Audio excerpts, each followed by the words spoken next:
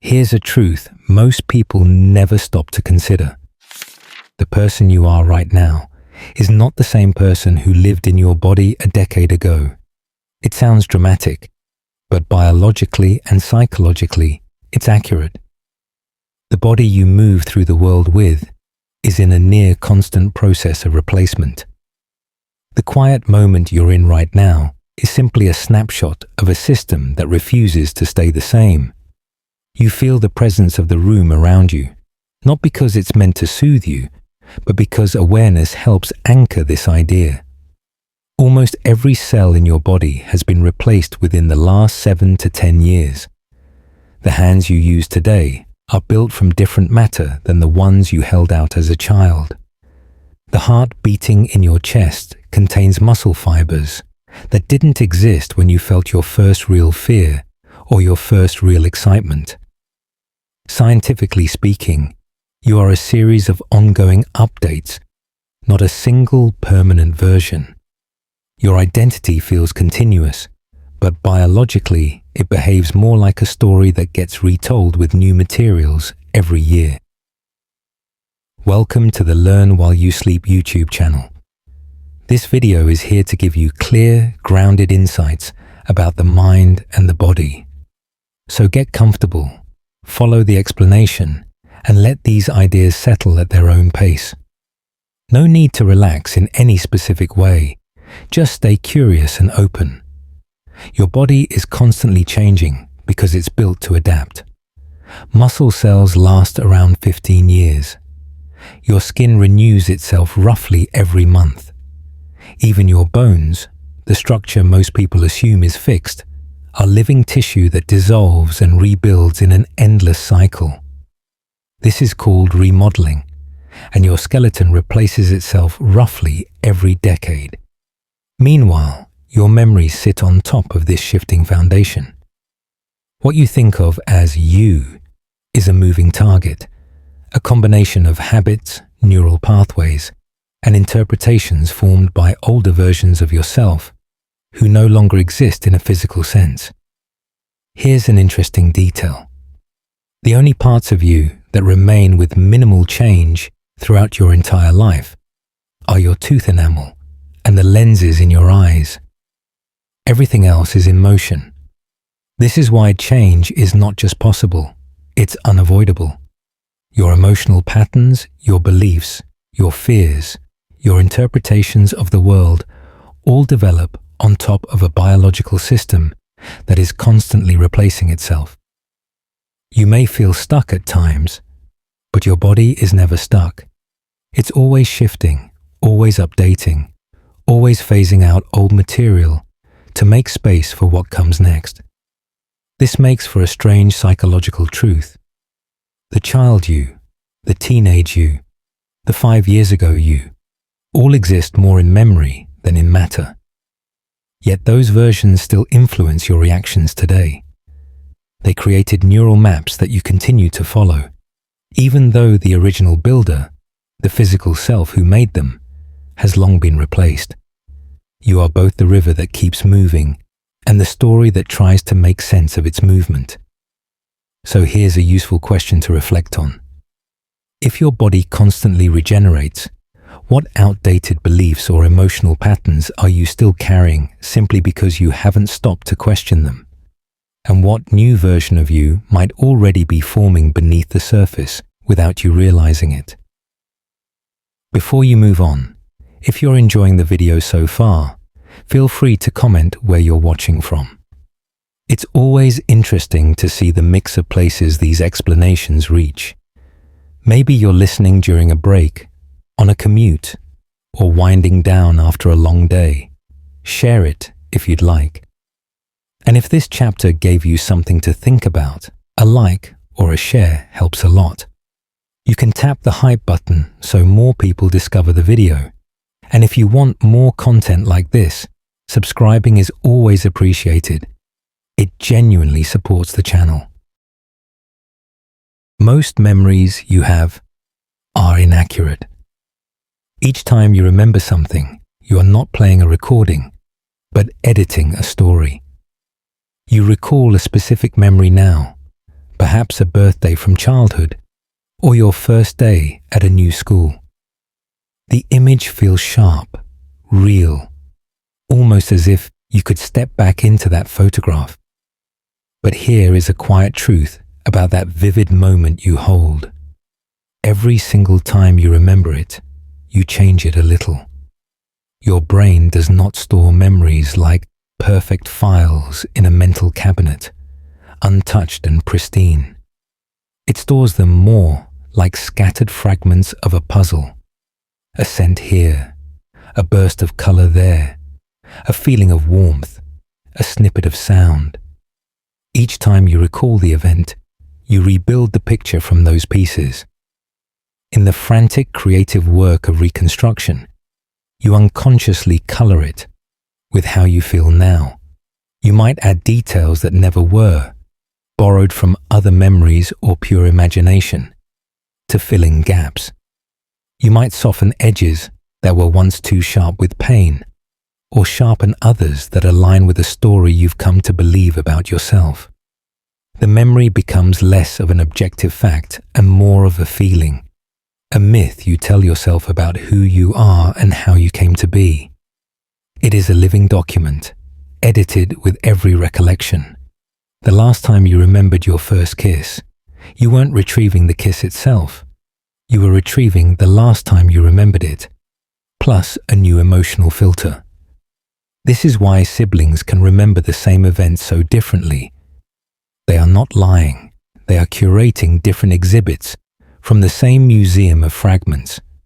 There is an odd comfort in a fact from ancient Rome. When a prominent person died, sometimes an artist would be hired to create a death mask, a wax cast of their face to preserve their likeness for posterity. But if the face was damaged in death, or deemed too plain, the artist would often sculpt the features back to a more ideal, peaceful, or noble state. Your memory works in a similarly gentle, artistic way. It tries to protect you. It is a narrative survival tool. It smooths over the confusing and traumatic parts. It tries to create cause and effect where there might have been chaos. It turns random, painful events into coherent stories you can live with. That argument from years ago? You probably remember your own lines as more reasonable, your tone as more measured. That beautiful, golden summer day. You remember the dappled light and the feeling of freedom, but maybe forget the mosquito bites, the sunburn, or the underlying anxiety you carried even then. Your mind is a compassionate editor, cutting and splicing the film of your life to make it more watchable, more bearable, more meaningful. So what does this mean for the story of your life, the autobiography you carry in your head? It means your past is not a fixed country you can return to with a reliable map. It is a living landscape, constantly reshaped by the weather of your present emotions, your current beliefs, your latest sorrows and joys. The hurt you carry from a childhood event might be lighter than the original wound, sanded down by time and retelling. The joy you cherish might be brighter than the original light, gilded by nostalgia. That is okay. It is your mind being kind, trying to heal you over time, to make sense of the senseless. It is not deception. It is integration. As you lie here, the boundary between memory and dream already softening, you might ask yourself one gentle, unpressured question.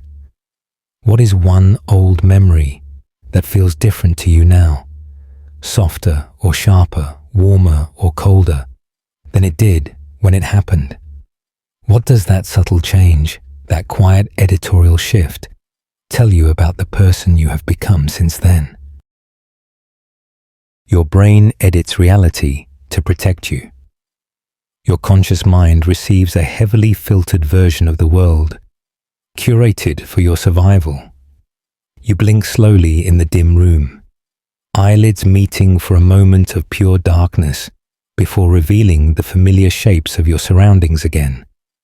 For that brief instant, your eyes are closed, and yet you still sense the room around you, its dimensions and contents held steady in your mind's eye. Your brain is holding the world in place for you, creating continuity out of discontinuity. It is always doing this, every waking moment. Right now, even as you try to keep your gaze still, your eyes are making tiny, rapid, jerking movements called saccades. If you could see the raw, unfiltered visual data hitting your retinas, the world would look like a shaky, blurry, chaotic camera phone video. But your brain masterfully edits out the blur and the jarring jumps. It stitches together a stable, seamless picture, like a master film editor. It also hides the blind spot in each eye, where your optic nerve connects, seamlessly filling in the gap with what it assumes should be there. It creates the smooth feeling of a continuous, solid reality from a torrent of disjointed signals, sounds, and sensations. The world you experience is not the raw world. It is a beautifully crafted, highly processed simulation running in the theater of your consciousness, and it is optimized not for accuracy, but for utility. Its primary goal is to keep you alive and functioning, not to show you the unvarnished truth. Consider the humble lobster, a creature with a relatively simple nervous system. When it gets injured in a fight, it releases a special hormone that makes it less sensitive to pain, so it can keep fighting or escaping, a biological override for survival. Your brain does a far more complex, silent version of this editing every single day. It filters out the constant feel of your clothes on your skin, the pressure of the mattress, the ring on your finger. It muffles the endless background noise of your own body, the rush of blood, the gurgle of digestion, so you can listen for external threats. It turns down the volume on familiar, predictable sounds, like a ticking clock or distant traffic, so you can notice something new, something that might be important. Your brain is not showing you the truth. It is showing you a useful story. It highlights potential threats and opportunities in bold and lets everything else fade into a comfortable, ignorable background hum. A person across a crowded room saying your name will pierce through the noise. A dozen other conversations will melt into a meaningless murmur. This extensive editing is an incredible gift. It allows you to navigate a complex world without being overwhelmed. But it also means you are never truly objective.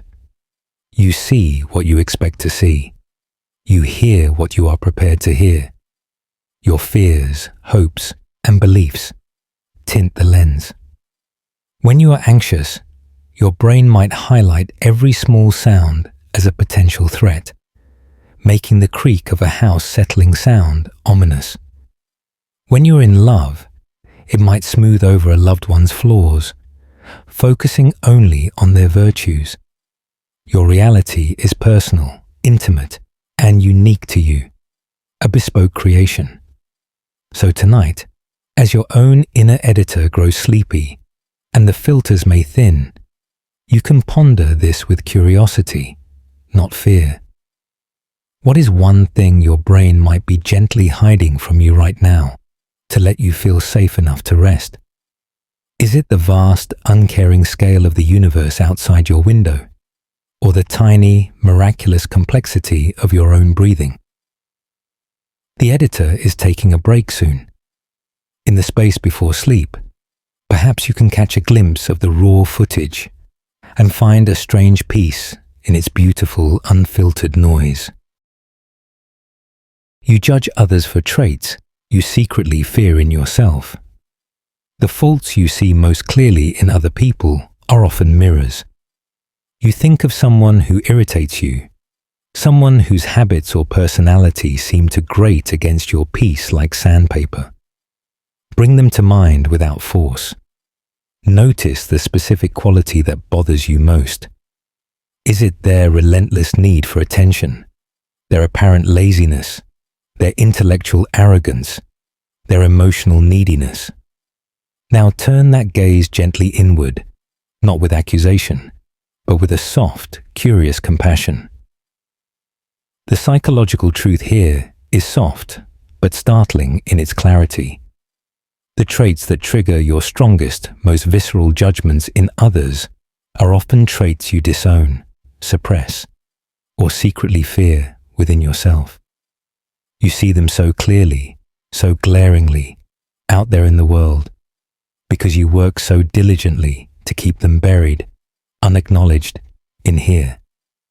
It is a classic trick of the unconscious mind, a psychological projection meant to exile a part of yourself you do not want to face, to own, or to integrate. That person's loud, attention-seeking behavior might echo your own deep, unacknowledged fear of being invisible, of not mattering. Their procrastination might mirror your own secret struggles with discipline and follow-through, which you mask with busy work. Their pride might reflect your own hidden insecurities that you paper over with a veneer of superiority.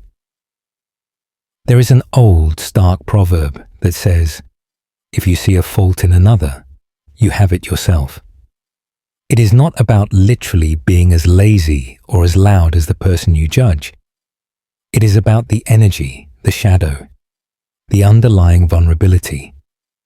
In astronomy, scientists sometimes refer to the gravitational influence of an unseen planet by charting the wobbles in a star's motion, a shadow planet inferred by its effects. Your sharp judgments are like that. They point to the gravitational pull of your own hidden parts, the unseen planets in your inner solar system, whose presence you detect only by their disruptive influence on your reactions to others. You might judge a friend fiercely for being too needy and clingy, while quietly wrestling with your own deep, terrifying need for connection and assurance that you deem shameful. You might scorn a colleague for their arrogance, while secretly wrestling with your own fragile ego that requires constant validation you'd never admit to seeking. This realization is not a cause for shame or a mandate for self-flagellation. It is a map for profound healing and self-integration. Every time you feel that sharp pinch of judgment, that hot flare of annoyance, it is an invitation from your deeper self.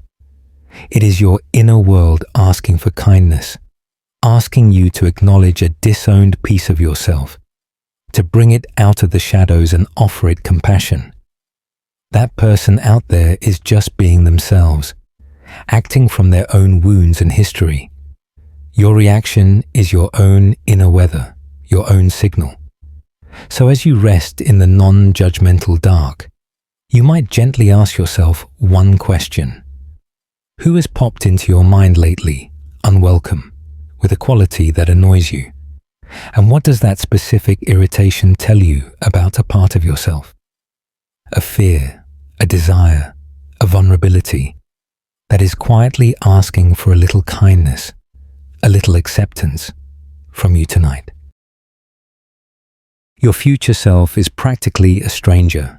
The person you will be in 10 years has different desires, fears, and beliefs than you do now. You make a plan for tomorrow, or sketch a dream for next year. In your mind's eye, you imagine yourself in that future, living it.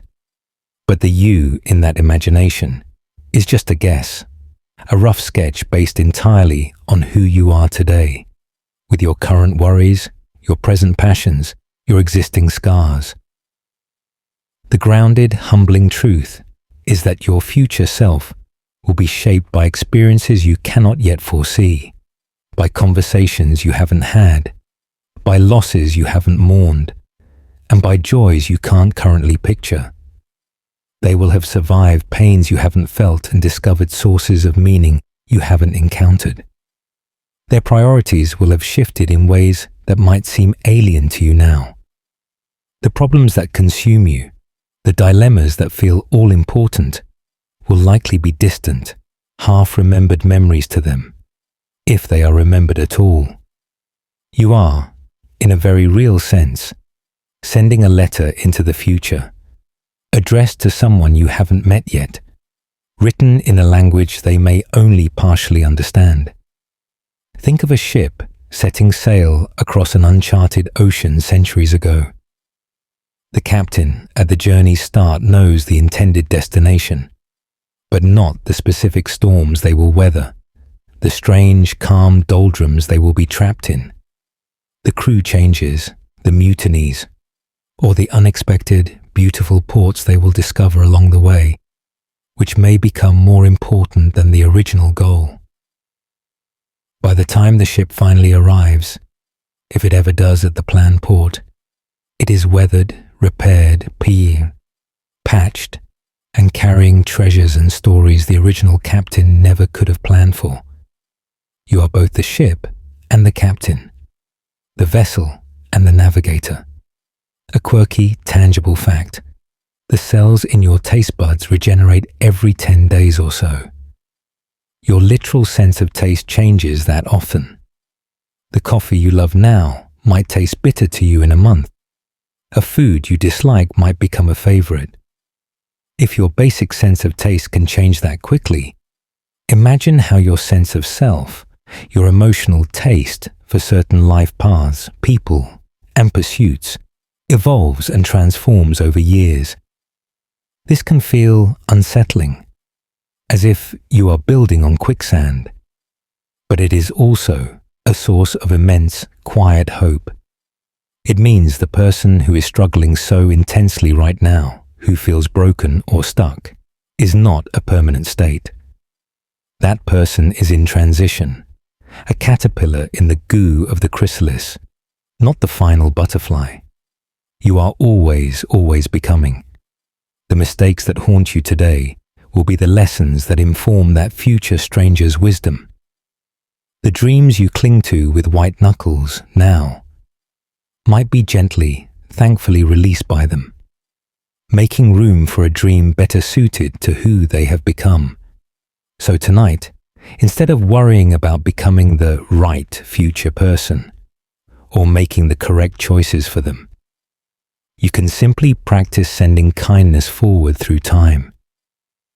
Imagine that future self, that stranger, and ask, what one piece of gentle, non-judgmental advice would you offer them, knowing they will face challenges you cannot conceive of? Then trust that they will receive it in their own way when the time comes. You never actually experience the present moment directly. There is a tiny, unavoidable delay between an event and your awareness of it. You hear a sound in the stillness, the distant creak of a house settling, the sigh of a furnace, the faint hum of the world outside. You experience it as now, but it isn't.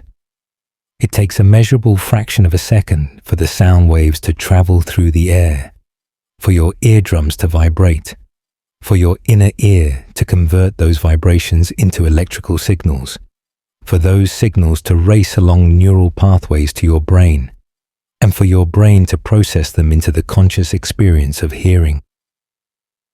By the time you're aware of the sound, it is already in the past, a memory of a moment just slipped away. The same is true for everything you see, touch, or feel. Light takes time to hit your retina.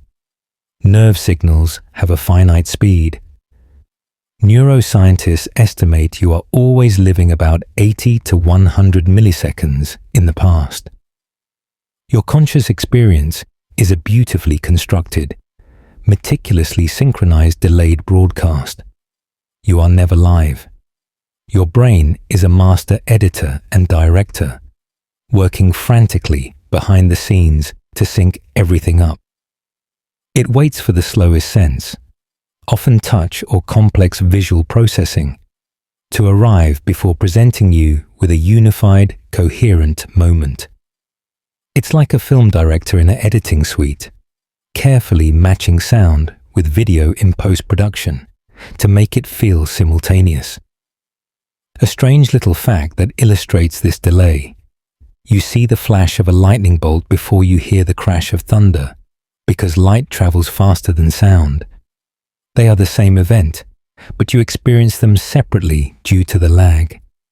Your own senses operate on similar internal delays. The you that feels so present, so immediate, is actually listening to a story your brain is telling you about what just happened. A narrative stitched together from slightly out of sync sensory feeds. This means the present moment, that elusive state everyone encourages you to be in, is philosophically and neurologically elusive. You can't grasp it. You can only remember it an instant later. So the immense pressure to be perfectly present, to fully inhabit the now, can gently dissolve. You're always catching up to yourself. You are always narrating a story that has already occurred. This isn't a flaw in your design. It's the gentle, necessary mechanism of being a conscious creature. It allows for integration and meaning-making. As you drift, you can release the effort to be here now. Instead, you can rest in the warm, continuous, slightly retrospective story your mind is weaving for you. You can appreciate the tender, ongoing act of reconstruction. What if the beauty isn't in capturing the fleeting present, but in marveling at the mind's incredible ability to create a stable, sensory-rich past so quickly that it feels like the present? The magic is in the lag, in the edit, in the beautiful illusion of nowness. Most of your daily actions are subconscious echoes. You move through routines and reactions programmed long before you consciously decide. Your hand reaches to adjust your pillow without a thought. You take a deeper breath just at the right moment, responding to some unseen cue. You navigate the familiar path from your bed to the bathroom in the pitch dark. These are tiny, silent miracles of automation. Neuroscientists estimate that over 95% of your behaviors, thoughts, emotional reactions, and perceptual habits are run by your subconscious mind. It is a vast, silent library of programs written by repetition, by strong emotion, by survival need, and by the cultural water you swam in as a child. You think you are deliberately driving the car of your life, making conscious choices at every turn. But most of the time, you are a passenger in the back seat, while habits and patterns from your past hold the wheel. Your conscious mind is simply along for the ride, often inventing plausible reasons for why you turned left or right, long after the subconscious has already executed the maneuver. This is called confabulation. Your conscious mind making up a story to explain what the subconscious has already done. Consider the humble sea slug, a creature with a very simple nervous system. It can be trained to withdraw its gill when touched. Once learned, this reflex becomes automatic, a stored program. Your own life is filled with similar, though infinitely more complex, reflexive programs. The way you cross your arms when you feel uncertain, the specific tone of voice you use when you are stressed, the route you drive to work every day without thinking, the way you stir your tea. These are learned sequences that have sunk below the level of conscious thought through sheer repetition. There's a quirky term for this process: chunking. Your brain bundles a series of small actions, like the dozens of micro movements in tying your shoes, into one smooth, automated routine, to free up precious conscious space for other things, like planning your day or listening to a podcast. This truth can initially make you feel powerless, as if you're a puppet on strings you cannot see. But it also holds the master key to gentle, lasting change. You cannot fight the subconscious directly with brute willpower. It is vastly more powerful. But you can, with kindness and patient repetition, feed it new routines. You can become the gentle gardener of your own hidden programs, planting new seeds of behavior in the fertile soil of repetition. You practice a new response once, twice, 100 times, until it, too, sinks below the surface and becomes your new automatic self. Tonight, as your conscious mind grows quiet and prepares to sleep, your subconscious is wide awake, tending to your breath, your heartbeat, your memories. It is the silent, diligent keeper of you, the engine room of your being. What one small automatic thing did you do today? A kind gesture, a familiar worry, a defensive reaction that felt like an echo from a long time ago, a program running on an old loop. Can you observe it without judgment, simply noting its existence? Every choice you make closes 1,000 possible lives. The path you walk is only one thread in a vast tapestry of what could have been. You chose a certain school, a certain job, a certain city, a certain person to love. At each of those forks in the road, you took a breath, consciously or not, and walked one path. And the other paths, the ones not taken, did not just vanish into nothingness. They faded into a soft, persistent background hum of possibility, a ghostly chorus of what if. This is a gentle, haunting truth of a life lived by choice. With every yes, there is a chorus of silent no's. With every door you open, a hallway of other doors clicks softly shut behind you, perhaps forever. The person you are today is built as much from the choices you didn't make as from the ones you did.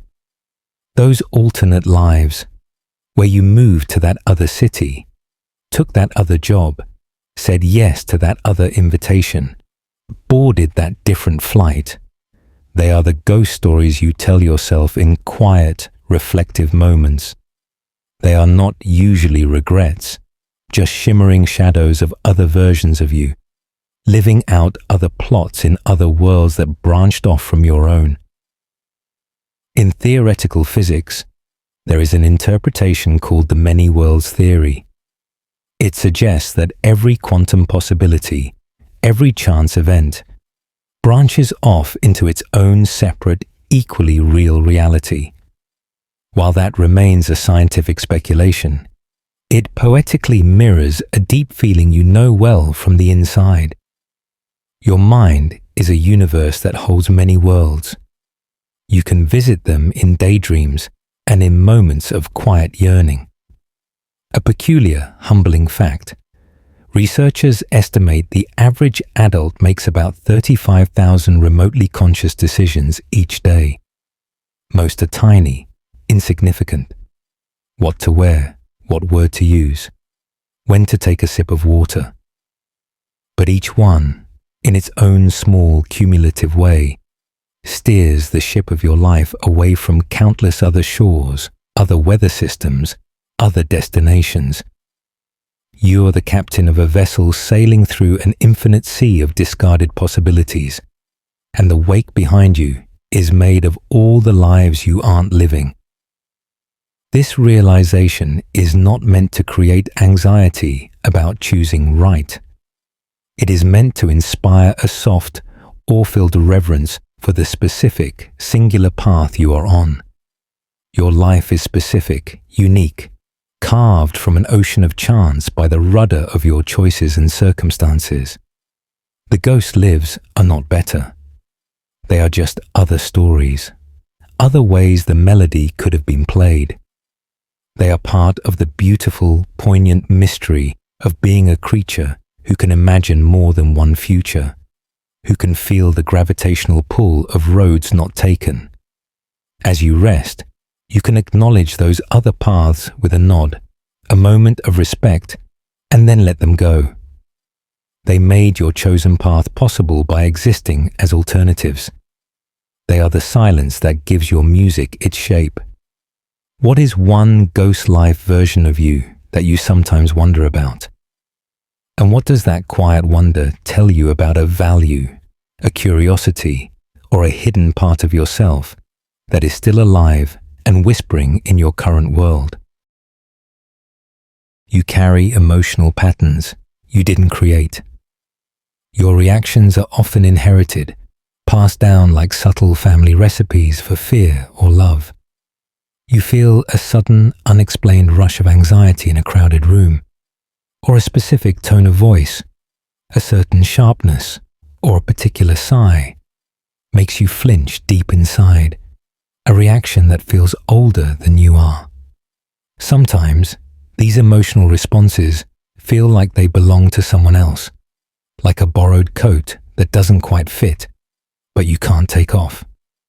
That is because they might be.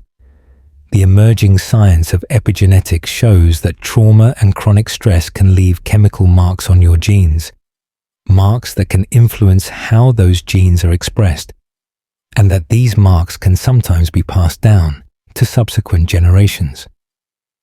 More broadly and simply, the emotional atmosphere of your childhood, the unspoken rules, the quiet worries, the ways of showing or not showing affection, the responses to conflict, becomes your inner normal, your emotional baseline.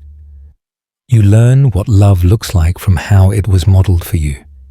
You learn what danger feels like from what made the adults around you tense and fearful.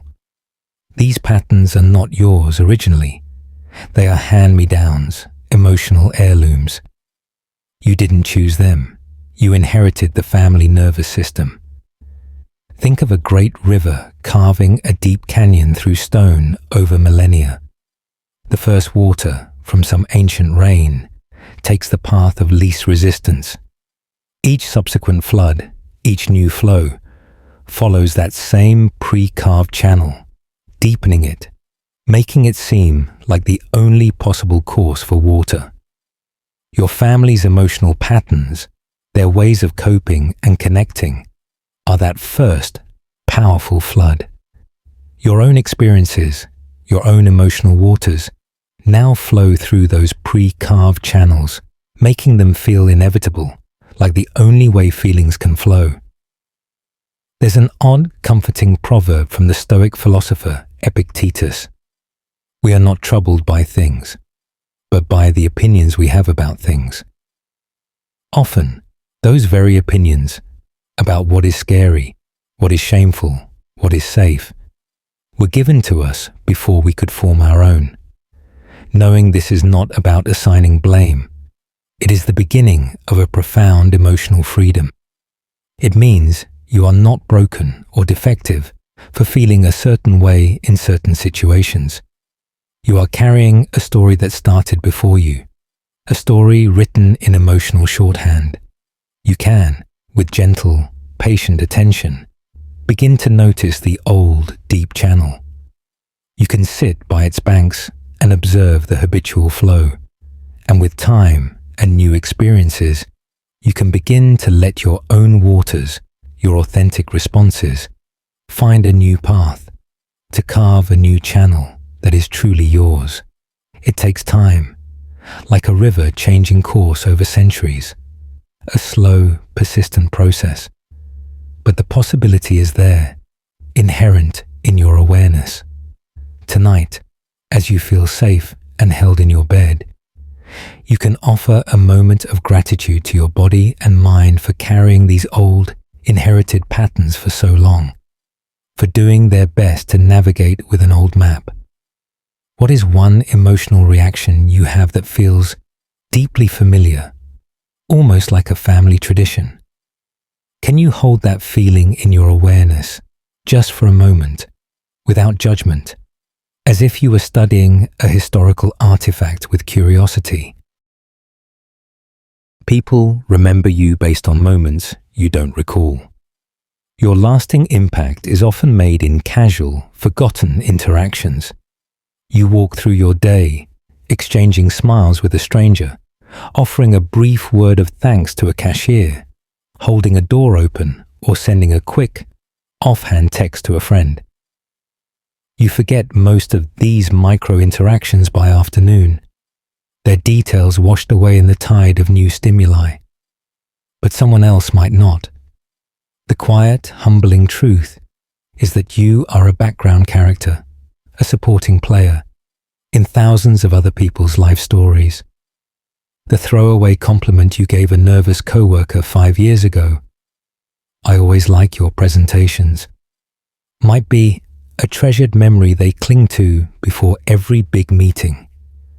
The time you were impatient and short in a checkout line, stressed and in your own world, might be the story someone tells about rude people that reinforces their view of humanity. You have little to no control over which moments of yours become landmarks, signposts, or scars in someone else's internal map. You are living your own life, but you are also seeding thousands of memories in other minds, most of which you will never see germinate, grow, or flower. Your legacy is being written in 1,000 invisible diaries you will never read. There's a strange, well-documented phenomenon in psychology called the reminiscence bump. People tend to have the most vivid and numerous autobiographical memories from their adolescence and early adulthood, roughly between ages 15 and 30. This is the period when identity is being forged, when the self is most plastic and sensitive. Seemingly small interactions from others during this time, a teacher's belief, a friend's betrayal, a kind word from a relative, can carry immense, lasting weight. For you, this means you are potentially creating bump memories for younger people right now, without even knowing it. Your casual remark to a niece, your demeanor with a junior colleague, could be cementing into their permanent narrative. A quirky biological fact: elephants are famed for their long memories, but they also perform rituals around the bones of deceased herd members, showing recognition and what appears to be mourning across time. In a softer, metaphorical way, people carry the bones of forgotten interactions with them too, visiting them in memory, long after the living moment has passed. This can feel like a staggering responsibility, but it is also a profound relief. It means you don't have to be perfectly memorable, impressively profound, or constantly on. Your ordinary, everyday kindness counts. Your human moments of frustration or distraction are usually forgiven and forgotten by others, just as you forgive and forget theirs. Your social legacy is diffuse, decentralized, and largely out of your hands, so you can relax the immense pressure to be important or impressive in a grand sense. You can simply aim to be kind, as best you can, in the small moments. The ripples are not your business. As you drift to sleep, consider this gentle question. Who is someone from your own past? A teacher, a neighbor, a camp counselor, who you remember clearly for a small act or a specific quality, but who probably has absolutely no idea they made such a lasting mark on you. Most fears you have aren't originally yours. They are borrowed from culture, family, and stories you were told about how the world works.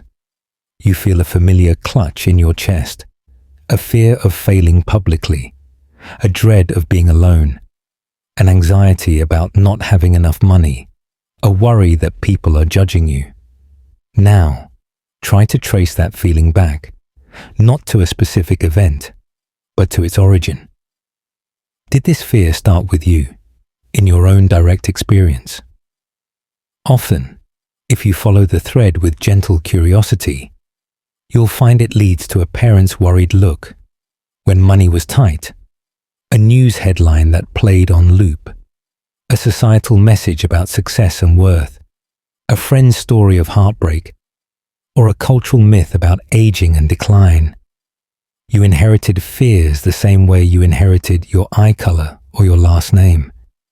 They were given to you, often with love, for your protection, like an old, heavy winter coat handed down. But sometimes, you are still wearing that coat on a warm spring day, sweating and uncomfortable, because no one told you it was okay to take it off. The fear remains, a conditioned response, long after the original reason for it has faded from your actual lived reality.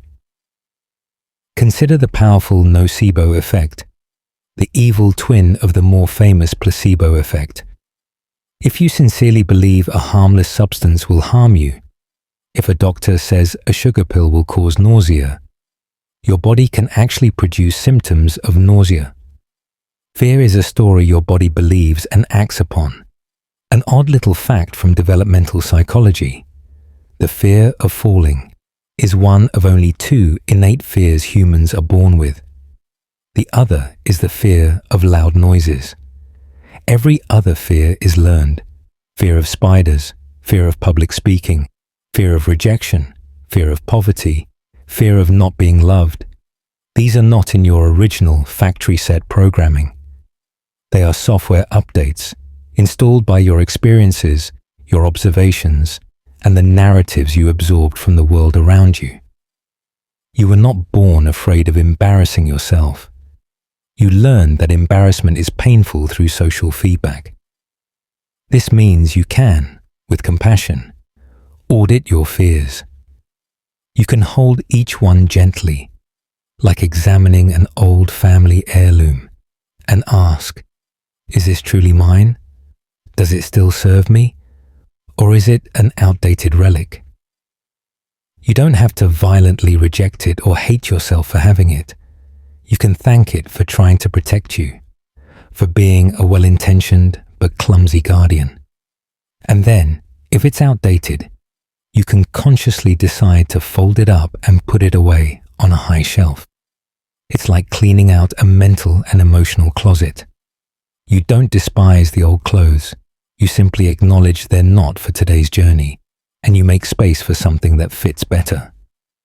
Tonight, in the absolute safety of your bed, what is one specific fear you can identify as a clear hand-me-down? Can you imagine, for just a moment, placing that fear gently outside the door of your mind, like setting down a heavy bag you've been carrying for miles? Breathe into the new, lighter space it leaves behind. You outgrow people. Long before you notice, relationships have silent expiration dates, tied not to time, but to the pace of personal change. You think of an old friend you haven't spoken to in years. The drift felt slow, natural, almost invisible. A missed call here, a delayed response there, until the thread of connection grew too thin to hold. But if you look closely, there was likely a specific moment, unnoticed at the time, when your paths began to diverge for good. It wasn't a dramatic fight or a formal goodbye. It was a quiet, internal shift in your values, your core interests, or your fundamental understanding of yourself and what you needed from life. You became different people, evolving in separate directions, and the bridge between your worlds grew too long, too rickety, to cross with a casual phone call or a catch-up coffee. This outgrowing is not cruel or a sign of failure. It is a natural, organic part of growth, like a tree naturally shedding leaves that no longer help it reach the sun, making room for new buds. The leaf isn't bad. The tree has just moved on. In nature, this process has a name: divergent evolution. 2 species come from a common ancestor. If their environments or challenges differ, they slowly change in different directions over generations, until they can no longer interbreed and are considered distinct species. Friendships and romantic loves can follow a similar, gentle, inexorable law. You share a common past, a common ancestor version of yourselves. The college you, the first job you, the new parent you. But as your life environments change, your challenges, your dreams, your inner landscapes, you evolve. The quirky, comforting part is that this divergence doesn't erase or invalidate the shared past. That history is still real, still valid, still a part of your story. It's just that the shared present, the day-to-day reality you both inhabit, has faded. You are now different species of person, speaking increasingly different emotional languages. This truth asks for a soft kind of grief, an acknowledgement of loss without blame.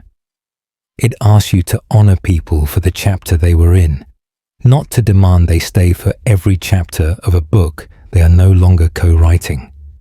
Letting go is not a failure of loyalty. It is an act of honesty about life's inherent motion. You are a river, and you cannot carry every pebble you meet from the mountain all the way to the sea. Some are meant to rest on the bank where you found them, beautiful and complete in that moment of connection. Their purpose was to be with you for that stretch of the journey. Tonight, can you think of someone you've outgrown, or who has outgrown you? Can you send them a silent thank you from your heart for the part of the journey you shared, for the miles you walked together, without any need or expectation for a reunion? Just gratitude for the shared path now diverged. You're living through last times without knowing. The final time you do something ordinary is almost never marked as final. You picked up your child today, feeling their solid, warm weight in your arms. Or you ate lunch at your favorite cafe, reading a book in a patch of sun. Or you heard your parents' distinct, familiar laugh on the phone. Was it the last time? You almost never know. The last time you ever get picked up by someone. The last time you walk through the door of your childhood home as a resident. The last time you see a friend's face in person. These moments usually pass without ceremony, without a soundtrack, without a caption. They are disguised as ordinary Tuesdays, unremarkable afternoons, routine goodbyes. The last time is a title bestowed only by the ruthless clarity of hindsight, long after the moment itself has slipped through your fingers and vanished into the past. This is life's gentle, heartbreaking way of keeping you present. If you knew it was the last time, you would be too gripped by anticipatory grief, by the pressure to perfectly memorize it, to actually experience it fully. The knowledge would shatter the experience. There's a celebrated concept in photography called the decisive moment. The perfect, fleeting alignment of subject, light, composition, and emotion that makes a photograph transcendent. But most last times are not decisive moments.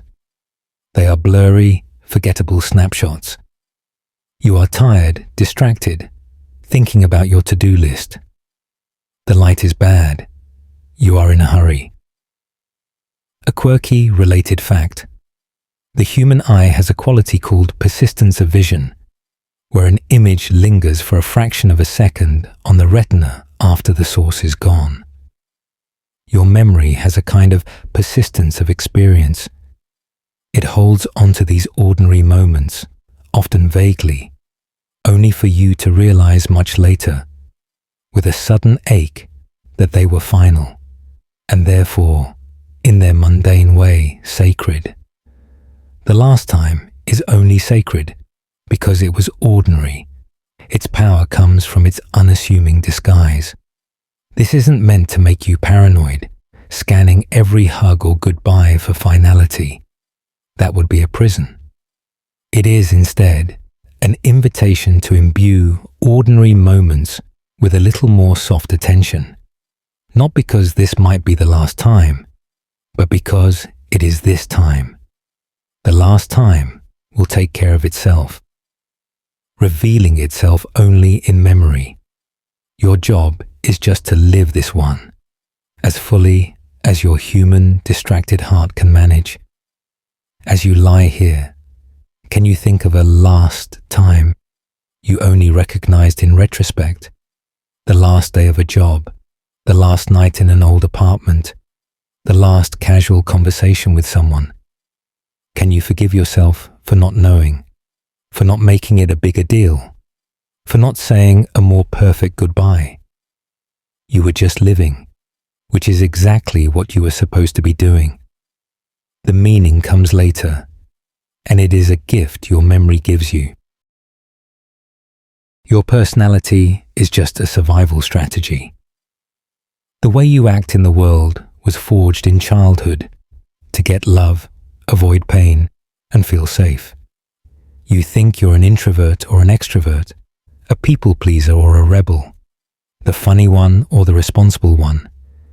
These traits feel like core aspects of you, intrinsic and unchangeable. But at their deepest origin, they are brilliant adaptations. They are sophisticated survival strategies your young, brilliant mind developed to navigate your specific family and social world, to secure the love and safety you needed to survive. The class clown learned that laughter diffused a parent's anger or won peer approval. The quiet observer learned that invisibility was safer than drawing attention that might lead to criticism or overwhelm. The high achiever learned that success and perfection earned praise and a sense of belonging. The caretaker learned that tending to others' emotions kept the peace and made them indispensable. These strategies worked. They helped you survive your particular ecosystem. But now you're an adult, living in a different world with different rules, and you might still be using childhood tools to build an adult life. The tool isn't you. It's just what you learn to use, and you can learn to use other tools. In the animal kingdom, biologists observe fixed action patterns, automatic, instinctive behaviors triggered by specific stimuli. A baby bird will open its mouth wide when the nest shakes, a strategy to get fed. Your personality has similar, though learned, automatic triggers. A raised voice might trigger your placating peacemaker response. A challenge to your competence might trigger a defensive know-it-all stance. A request for intimacy might trigger a retreat into solitude. An odd, illustrative fact. Hermit crabs don't grow their own shells. They find and inhabit discarded ones, moving to larger ones as they grow. For a long time, your personality shell, your set of strategies, might be borrowed too.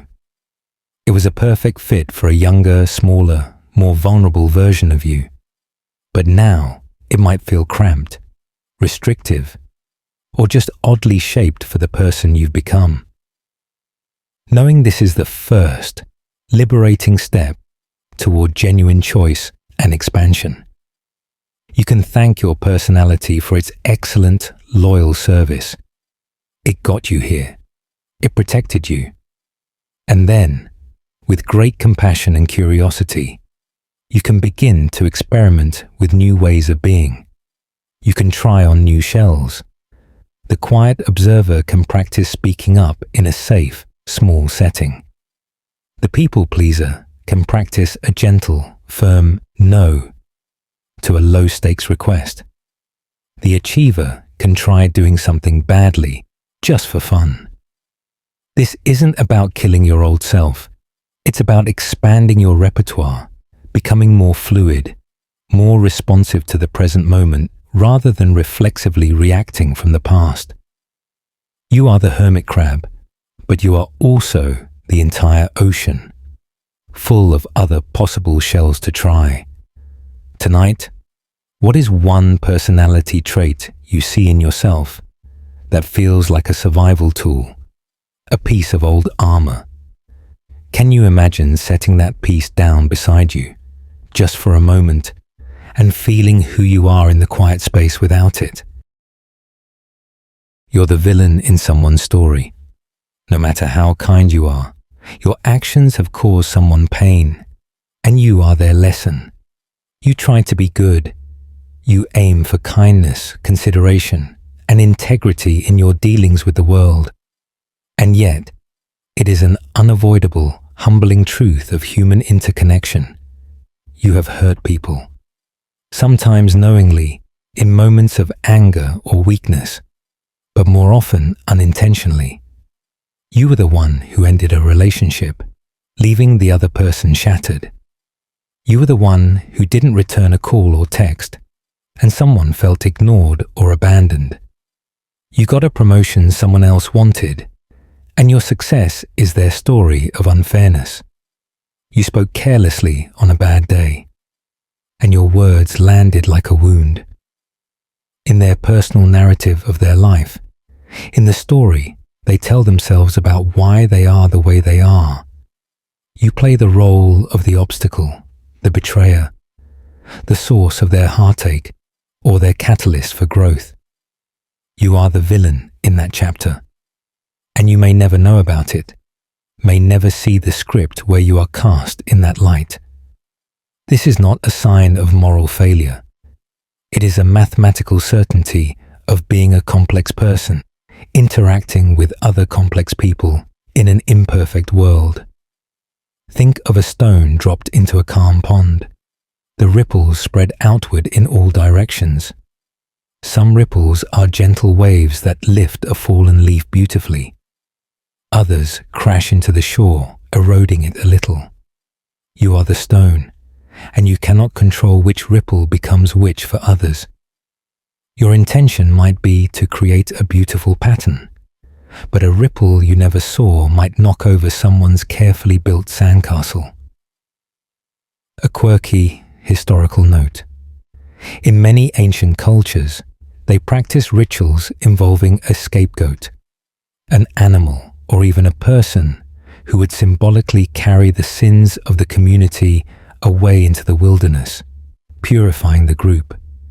In a minor, metaphorical way, you have been someone's scapegoat, bearing the blame for their pain, and you have, in turn, used others as scapegoats for your own. It is part of how humans, story-making creatures that we are, make narrative sense of pain and misfortune. We need a why, and often the why is a person. This truth asks for both profound humility and deep self-forgiveness. It asks you to release the exhausting, impossible need to be universally liked or perceived as good by everyone. It allows you to make amends where you can, with clear eyes, and to let go where you cannot, because you cannot control another's story. You're a complex character in thousands of intersecting stories, playing the hero in some, the villain in others, the comic relief in a few, and the forgettable background extra in most. As you rest, can you forgive yourself for the pain you've caused, knowing it was part of your own stumbling human journey of learning? And can you send a quiet thought of forgiveness to the villains in your own story, knowing they, too, were just stumbling in the dark, doing their best with the maps they had? The things you avoid are quietly shaping you. Your life is defined as much by what you run from as by what you run toward. You avoid the difficult conversation with a family member. You avoid looking at your bank statement.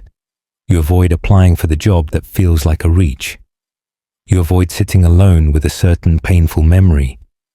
You think you are simply sidestepping discomfort, buying yourself peace. But avoidance is not a neutral act. It is not stillness. It is an active, powerful sculptor of your life. Every time you turn away from a fear, you give it a little more territory in your mind. You build a wall to keep it out, and eventually you find yourself living in a smaller and smaller room. The walls built by all the things you won't face. The job you avoid quitting shapes your years with quiet resentment. The feeling you avoid feeling, grief, anger, shame, dictates your moods from the shadows. The truth you avoid acknowledging writes your inner narrative in invisible ink. Your avoidance is a quiet, determined architect, and it is building a structure around you based on fear, not on desire. In physics, potential energy is stored energy of position or state. A rock held at the top of a hill has high gravitational potential energy. Your avoided tasks, conversations, and emotions are pure psychological potential energy. They sit there in your mental landscape, heavy with unmade decisions, unfelt feelings, and unspoken words, shaping the contours of your life by their sheer, silent gravitational pull. They are the elephants in the room of your mind, and you are constantly arranging furniture around them. A quirky, natural fact. Oysters create pearls through a process of avoidance. A grain of sand, an irritant, gets inside their shell. To protect their soft flesh, they secrete layers of nacre around it, coating the irritation until it becomes a smooth, beautiful pearl. Your avoidances can create pearls too. Beautiful, hard defenses, intricate rationalizations, and polished stories that started with a tiny, sharp irritant you didn't want to face directly. This isn't a call to violently tackle everything you've ever avoided in one heroic push. That would be overwhelming. It is instead an invitation to gentle, compassionate noticing. Just notice one thing you're aware of avoiding right now. Name it softly in your mind. Look at it from a distance, with curiosity instead of fear. See it as energy, as potential, as a quiet shaper of your days. You don't have to solve it tonight. You don't have to march toward it. Simply acknowledging its presence, shining the soft light of your awareness on it, often loosens its grip, reduces its gravitational pull. What is one small thing you've been gently steering around in your life lately? Can you imagine, just for tonight, turning your head slightly on the pillow to look at it directly, without moving toward it, just seeing it clearly in the dim, forgiving light of this moment? Your life path is one accident away from changing completely. The most meaningful events are often unplanned interruptions. You have a plan for tomorrow, a routine for your week, a vision for your year. You chart a course, believing in the power of intention. But life, in its grand, messy design, operates on a different kind of logic. It thrives on chance encounters, missed buses, sudden illnesses, unexpected phone calls, and random conversations in line at a coffee shop. The person you eventually marry, the career you truly find yourself in, the city you end up calling home. These are often the result of a random event you could never have scheduled, a coincidence you couldn't have engineered. Your life is not a straight line drawn by intention and will. It is a meandering, beautiful, often bewildering path drawn by 1,000 tiny accidents, most of which you didn't notice as significant when they happened. The universe, it seems, writes our stories with a delightfully crooked pen, preferring surprise to predictability. Scientists and mathematicians have a term for this sensitive dependence on small changes. Sensitive dependence on initial conditions, more poetically known as the butterfly effect. The idea is that a butterfly flapping its wings in Brazil could, through a complex chain of atmospheric events, set off a tornado in Texas weeks later. Your life is a living, breathing demonstration of this principle, playing out in human scale. That coffee spill that made you late, which caused you to miss your usual train, which led you to strike up a conversation with a stranger on the next train, who later became your best friend or business partner. That one tiny chaotic moment sent ripples through everything that followed. A quirky, celebrated fact. Penicillin, one of the most important discoveries in medical history, was found entirely by accident. Alexander Fleming noticed mold-killing bacteria in a petri dish he'd left out in his cluttered lab. He was not looking for an antibiotic. He was interrupted by a fortunate mistake. Breakthroughs, disasters, loves, and losses alike often arrive unannounced, without checking your calendar. This realization can make you feel powerless, as if you are a leaf in a stream. Or it can fill you with a gentle, sustained wonder and release the pressure of total control. It means you don't have to have it all figured out. The immense burden of planning a perfect life lifts. You just have to show up, pay soft attention to the unexpected turns, and be open to the plot twist. Your story is being co-written by chance, by chaos, by the beautiful interference patterns of a trillion other lives and events. You are not the sole author. You are a responsive character in a grand, collaborative novel. Tonight, think of one seemingly random, insignificant event from your past. A wrong turn, a cancelled plan, a last-minute decision to go to a party you didn't want to attend.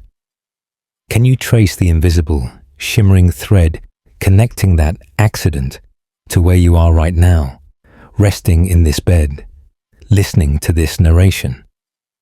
The chaos has been kind to you in its own strange way. Most relationships are temporary survival alliances. People come together because, in a specific season of life, they help each other survive. You look at your collection of friends, past and present, the faces that flicker through your memory. Some are from school, bonded over shared homework and adolescent angst. Some are from an old job, allies in the trenches of daily grind and office politics. Some are from a time when you were both heartbroken, or both new parents, or both trying to quit something.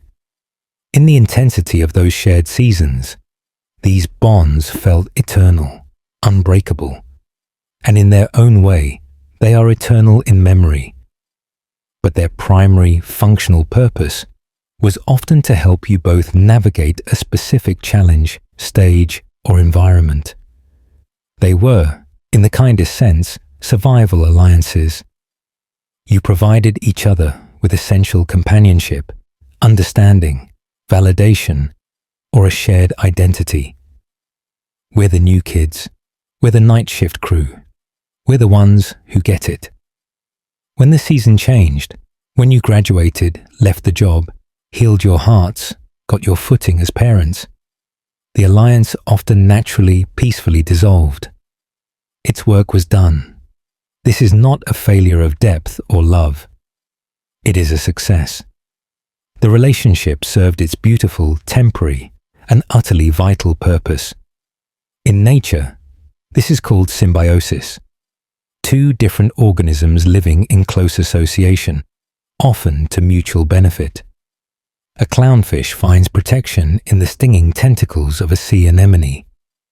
The anemone gets cleaned and morsels of food from the clownfish. But if the clownfish grows too large, or the anemone dies, or the environment changes, the partnership ends. Each moves on, carrying the benefit they gained. Human relationships are soft, complex symbioses. An odd, sweet fact from the natural world. Migrating birds like geese often fly in a V formation. This isn't just for show. It conserves energy. Each bird benefits from the uplift created by the bird in front of it. But the formation is dynamic.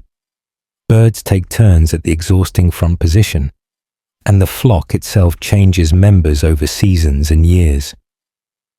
You've been in many human V formations, giving and receiving lift during a long migration, through a tough period of life. This perspective softens the grief of drifting apart. It allows you to cherish people for the season they shared with you, without the bitter aftertaste of failed friendship or the guilt of losing touch. You helped each other fly for a while. You provided lift when they were tired, and they did the same for you. That is enough. It is more than enough. It is a perfect, complete story in itself. Not a cancelled series, but a mini-series that reached its natural conclusion.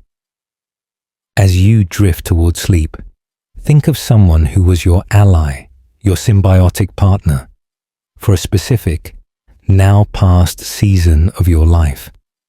Can you send them a quiet thought of gratitude from your heart for the shelter you built together, for the shared warmth, even if you no longer live in the same house or fly in the same formation? You don't control your first thought, only your second. Your initial reaction is programmed. Your freedom lies in what you do next. A rude comment lands in your inbox. Someone cuts you off in traffic. You make a mistake in front of others.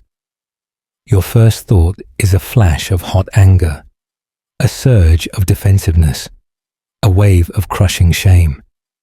That thought is automatic, a lightning-fast neural pathway firing, a conditioned response forged by your history, your fears, your old wounds. You did not consciously choose it. It simply appeared, like a weather system rolling into the sky of your mind. But then, a moment later, a fraction of a second, a breath, there is a space, a tiny sacred gap. And in that gap, you have a choice. Your second thought, the one you nurture, the one you choose to speak, the one you decide to act upon. That is where your character lives. That is where your true freedom resides.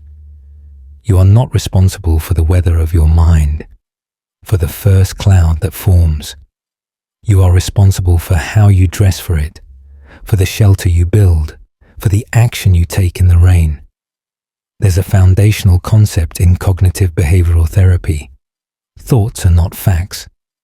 Your first, automatic thought is just a mental event, a cloud passing through the vast sky of your awareness.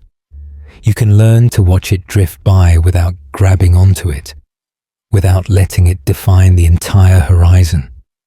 A quirky piece of neuroscience. The amygdala, your brain's ancient primal threat detector, can react to a perceived danger in less than 50 milliseconds before you're even consciously aware of a stimulus. Your prefrontal cortex, the rational, planning, empathetic part of your brain, takes about 500 milliseconds to fully engage. That 450 millisecond gap between the amygdala's alarm and the prefrontal cortex's assessment is where the magic of human choice happens. It's the narrow space between the trigger and the response. It's where you can insert a breath, a question, a moment of pause. This is incredibly, powerfully hopeful. It means you are not a slave to your impulses, your conditioning, your past. You can practice widening that gap. You can meet your angry first thought with a gentle second thought. I'm feeling threatened, and that's okay. Let me breathe. You can meet a fearful, catastrophic thought with, this is just old programming trying to protect me. I am safe right now. Over time, with gentle practice, you can even begin to change the content of the first thought itself as new neural pathways form. But for now, just focus on the gap. That is your garden, your field of freedom. Tonight, can you recall a recent moment where your first thought was unkind, to yourself or to another person? Can you forgive yourself completely for that automatic conditioned spark? And can you then praise yourself, however slightly, for whatever came after? Even if it was just a moment of silence, a withheld comment, a deep breath. That was your freedom in action. People love the version of you they imagine. Their affection is often for a character in their own story, where you play a leading role. You feel loved by someone, a partner, a parent, a friend. It feels warm, validating, real. But pause for a soft, unthreatening truth. They are not loving the complete, messy, contradictory, internal you that only you know in the quiet of your own mind. They are loving their experience of you. They are loving the version of you that is kind to them, that makes them laugh, that listens to their problems, that fits neatly or excitingly into the narrative of their own life, supporting their role as hero, victim, lover, or friend. This is not fake or shallow. It is the only way love can function between separate subjective consciousnesses. We are all, to some degree, loving reflections in a pond, not the complex mossy rock at the bottom. And you do the exact same for them. You love the parent, the friend, the partner, as they exist in relation to you. You don't love the full totality of their secret inner world, which is as vast and private as your own. Think of a lighthouse on a stormy coast. Ships at sea see its steady, revolving beacon and feel guided, comforted, safe. The ships don't know the lighthouse keeper inside. Their sore feet, their loneliness, their worries about a sick child, their personal dreams and regrets. They love the light. You are a lighthouse to others, and they are lighthouses to you.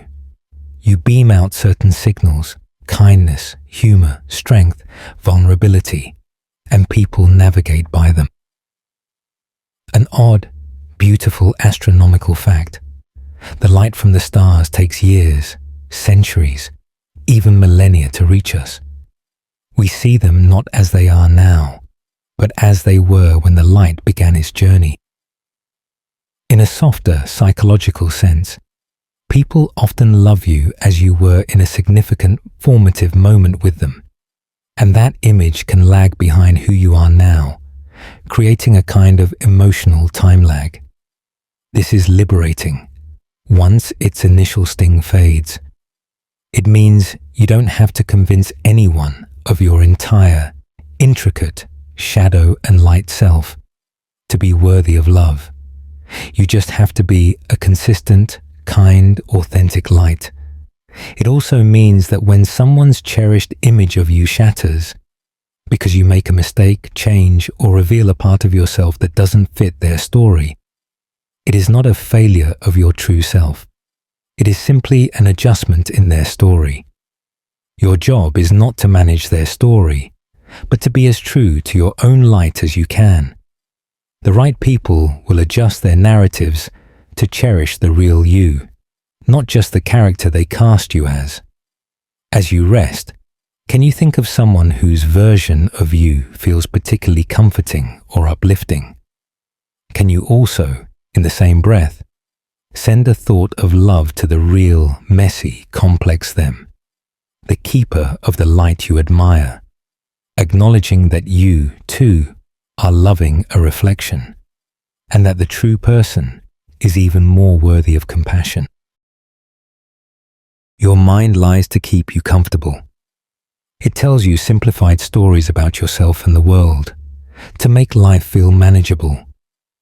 You have a running story about why you're unhappy at work, why that relationship failed, why you can't change a bad habit. These stories feel true, solid, undeniable.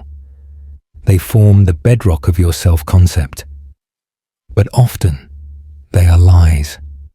Gentle, protective, well-intentioned lies. Your mind hates uncertainty, ambiguity, and complexity more than it hates unhappiness. A clear, painful story is preferable to a confusing, messy reality. So it creates a coherent, cause and effect narrative. I'm not good enough. People always leave. The world is unfair. I'm just lazy. These stories are cages, but they are also safe rooms with a locked door. They explain the pain in a way that feels final, definitive, so you can stop searching, stop hoping, stop trying, and just resign yourself to the way things are. Your mind is trying to give you the cold comfort of an answer, even if the answer itself is a prison. There's a famous optical illusion called the Rubin vase, where you can see either a white vase on a black background or two black faces in profile looking at each other on a white background. But you can't see both interpretations at once. Your mind does this with reality constantly. It forces a single, stable interpretation to avoid the dizzying, overwhelming truth that most situations, people, and even your own self are a vase and faces, a complex interplay of many factors, contradictions, and perspectives. A quirky, powerful fact from medicine. Placebo pills can work even when people know they're taking placebos.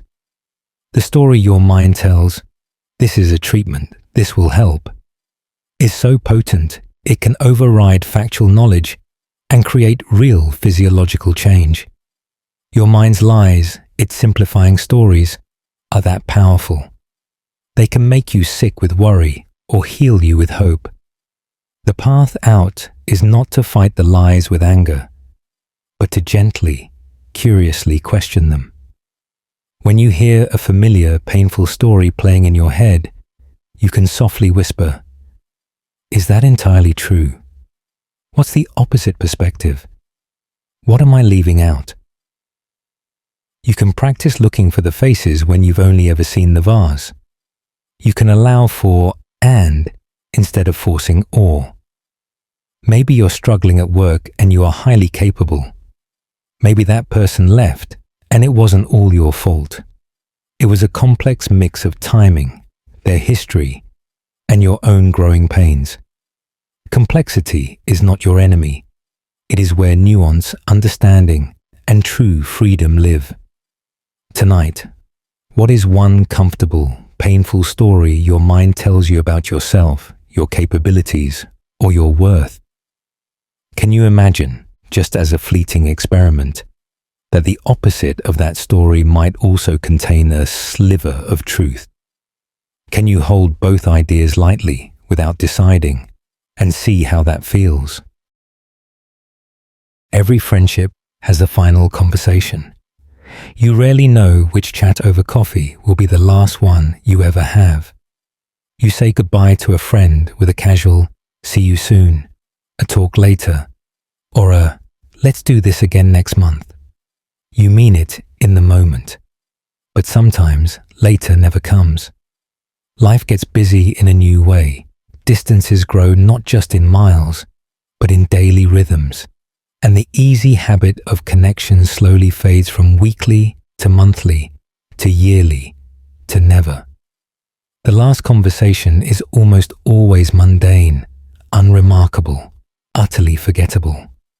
It is not punctuated with meaningful farewells, profound glances, or a sense of closure. It is just another drop in the steady river of your friendship, and you have no way of knowing the river is about to run underground, to disappear from sight, to become part of the hidden water table of your past. This finality is not tragic. It is the soft, natural end of most things that are alive. Friendships are living beings, and like all living beings, they have a lifespan.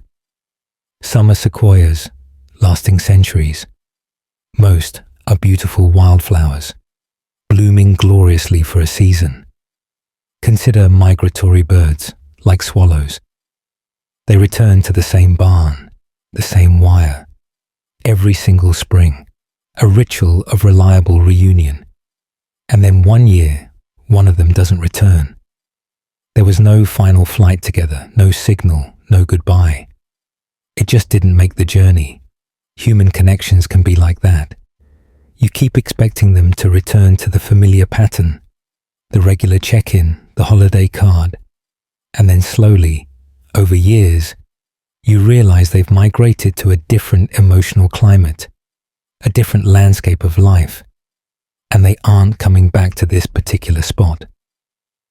A strange or inspiring fact: the oldest known living tree is a bristlecone pine named Methuselah in California, over 4,800 years old. It has outlived every single creature it once shared its sapling years with. Every bird, every squirrel, every human tribe that passed by. Every relationship it ever had is ended in a final silent season. Yet it stands. This truth asks for presence, not paranoia. It asks you to treat ordinary interactions as potentially sacred, not because they might be last, but because they are happening now. It also asks for immense grace and a lack of blame when friendships naturally fade. You didn't do anything wrong. They didn't do anything wrong. It was just the final, quiet conversation, and neither of you knew it was the final one, which is perhaps the kindest way for it to end. As you rest, think of an old friend you haven't spoken to in years, where the ending was slow and undramatic. Can you mentally replay what might have been your last conversation? Can you bless that ordinary moment as a perfect, complete, and beautiful ending to a chapter, even if it didn't feel like an ending at the time? The story was full, even if the last sentence was a simple, "Okay, bye." You never know when you're experiencing a peak moment. Joy is often recognized in the rearview mirror, not the windshield.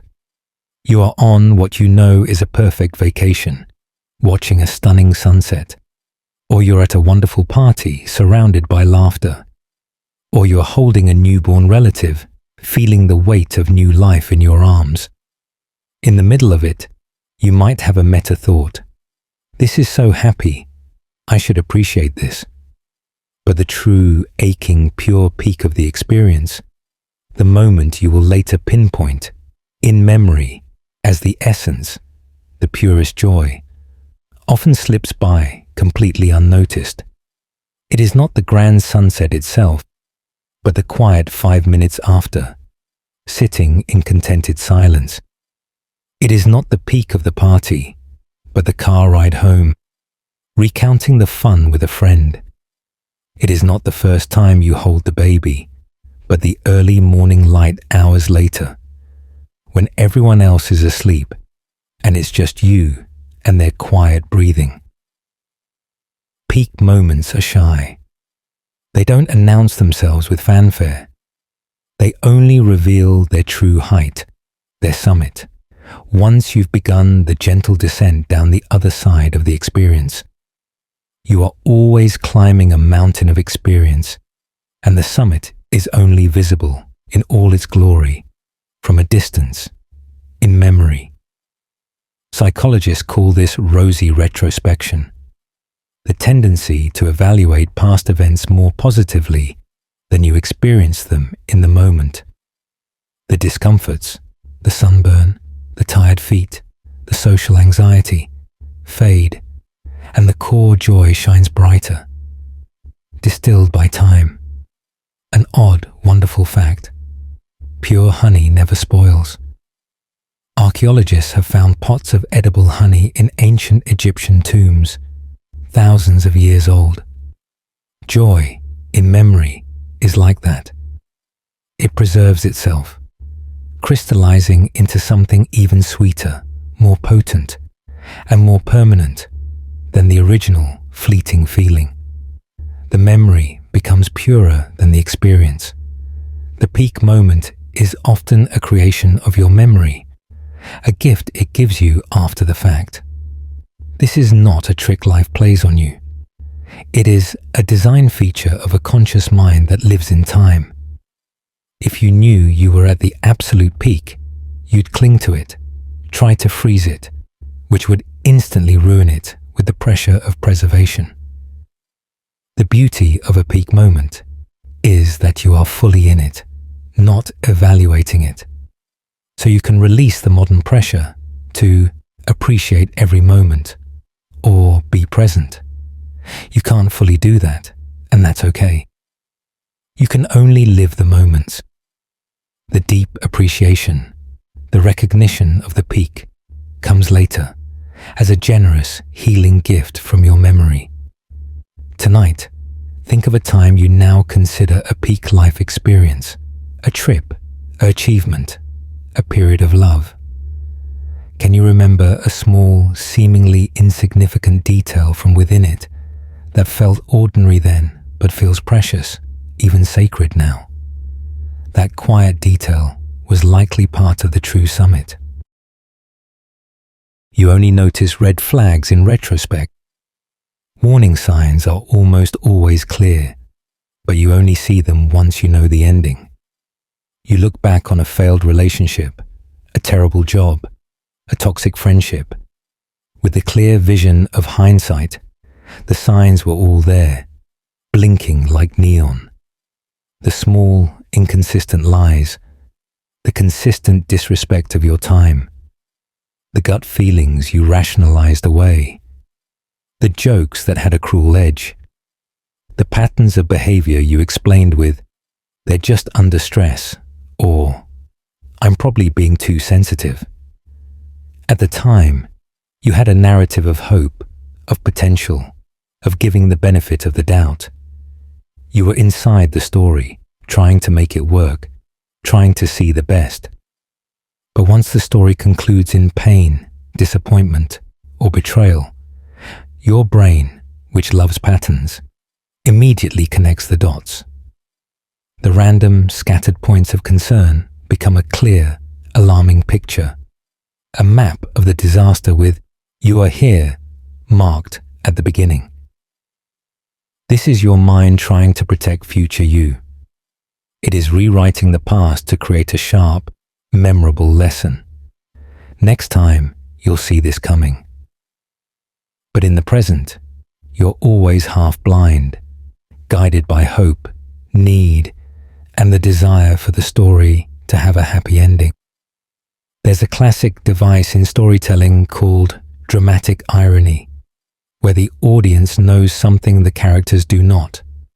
We scream at the horror movie screen, "Don't go in the basement," because we know the killer is there. The character, innocent of the full plot, goes in anyway.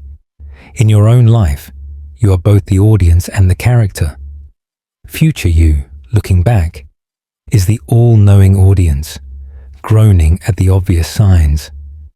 Present you is the hopeful, vulnerable character, walking into the scene without the script, trying to make choices based on limited information and a heart that wants to believe the best. A quirky fact of physiology: many prey animals, like rabbits, have a nearly 360-degree field of vision to spot predators, but they often lack sharp depth perception. You have incredible depth perception in hindsight, but a relatively narrow, hopeful field of vision in the present moment. This is not your fault. Hope is not a character flaw. It is what keeps you open to good things as well as bad, to love as well as hurt. Forgiving yourself for missing red flags is a crucial part of healing. You weren't stupid. You were human, and you were looking for the best in someone or something. The lesson is not to become cynical, to see red flags in every gesture. That would close you off to life. The lesson is to learn to trust that gentle, persistent gut feeling, the quiet ouch, a little more. To give it a vote in your decisions, not just the vote of hope. As you rest, can you think of one red flag from your past that is now blazingly obvious? Can you thank your past self for surviving that experience, for being resilient enough to learn the lesson, and forgive them completely for not seeing what they weren't ready or didn't need to see at the time? You teach people how to treat you without realizing. Your tolerances and reactions set the rulebook for every relationship. You accept a friend's late cancellation for the third time without expressing that it inconvenienced you. You laugh uncomfortably at a disrespectful joke instead of setting a boundary. You answer work emails at midnight, signaling your constant availability. You absorb a partner's criticism in silence, internalizing it as truth. Each time you are giving a silent, powerful lesson. This is okay with me. This is an acceptable way to be treated in this relationship. People are not mind readers. They learn the boundaries, the rules, and the expectations of your world primarily by bumping into them. If you never say, ouch, they assume nothing hurts. If you never say, this is my limit, they assume your limits are far, far away or non-existent. You are constantly, quietly, authoring the manual on how to be in a relationship with you through 1,000 tiny permissions, corrections, sighs, and smiles. You are the architect of your own social landscape, often building walls too low or doors too open without realizing it. Think of a garden. If you never weed it, never prune it, visitors will assume the weeds and overgrowth are part of the intended design. They might even, unintentionally, help the weeds grow by not minding where they step. Your personal space, your time, your energy, your emotional bandwidth is that garden. An odd, illuminating fact from animal behavior. Puppies learn crucial bite inhibition from their littermates. If one puppy bites another too hard during play, the bitten puppy will yelp loudly and stop playing. That is a clear, immediate, and effective lesson. That hurt. Play stops if you do that. Human lessons are subtler, stretched over months and years, but the principle is the same. You teach through your reactions, your withdrawals, your engagements, and your enforcements, or lack thereof. The hopeful, empowering part is that you can start teaching new lessons anytime. It begins not with anger or blame, but with quiet noticing. Notice what you've been tolerating that drains you. Then, with clarity and kindness, you can communicate a new rule, not as an ultimatum, but as a statement of your needs for well-being. For my peace of mind, I won't be answering emails after 7 p.m. I appreciate your feedback, but I'd like it if we could discuss things when we're both calm. It might feel strange and vulnerable at first, like speaking a new language, but people, especially those who care for you, will adjust to the new map you provide. Some may resist. That is information about their needs. Tonight, consider one small recurring way you've been letting someone treat you that doesn't feel quite right in your spirit. Can you imagine, just in your mind, practicing a gentle, clear, one-sentence way to teach them a new, kinder rule? You don't have to say it tomorrow. Just practicing the words in your mind begins to change the relationship with yourself. You're living inside beliefs you never question. Your deepest assumptions about life are like the air you breathe, invisible and essential. You believe that hard work always pays off. You believe people are fundamentally good or fundamentally selfish.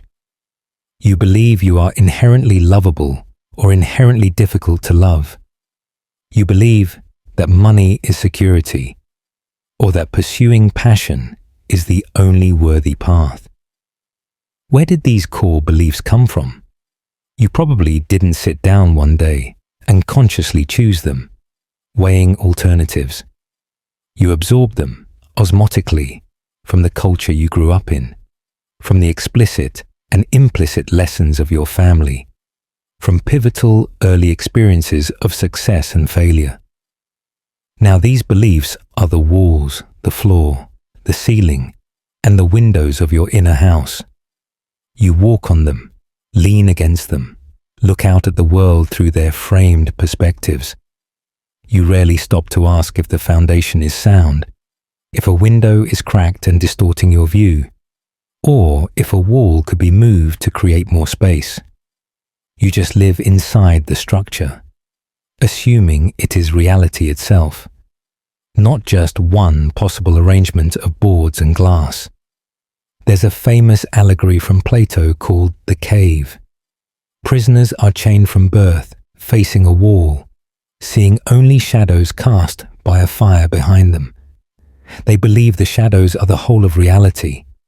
One prisoner escapes, sees the real world, and returns to tell them, but they don't believe him. The shadows are all they know. Your unchallenged, unconscious beliefs are your cave. They are the shadows you take for reality. A quirky cognitive fact, the Einstein effect, is the mind's tendency to use a familiar, well-practiced solution to a problem, even when a simpler or better one exists, simply because the familiar path is so automatic. Your beliefs are mental Einstein effects. They are the familiar, well-worn paths your thoughts automatically travel, often bypassing more accurate, more empowering, or more peaceful routes.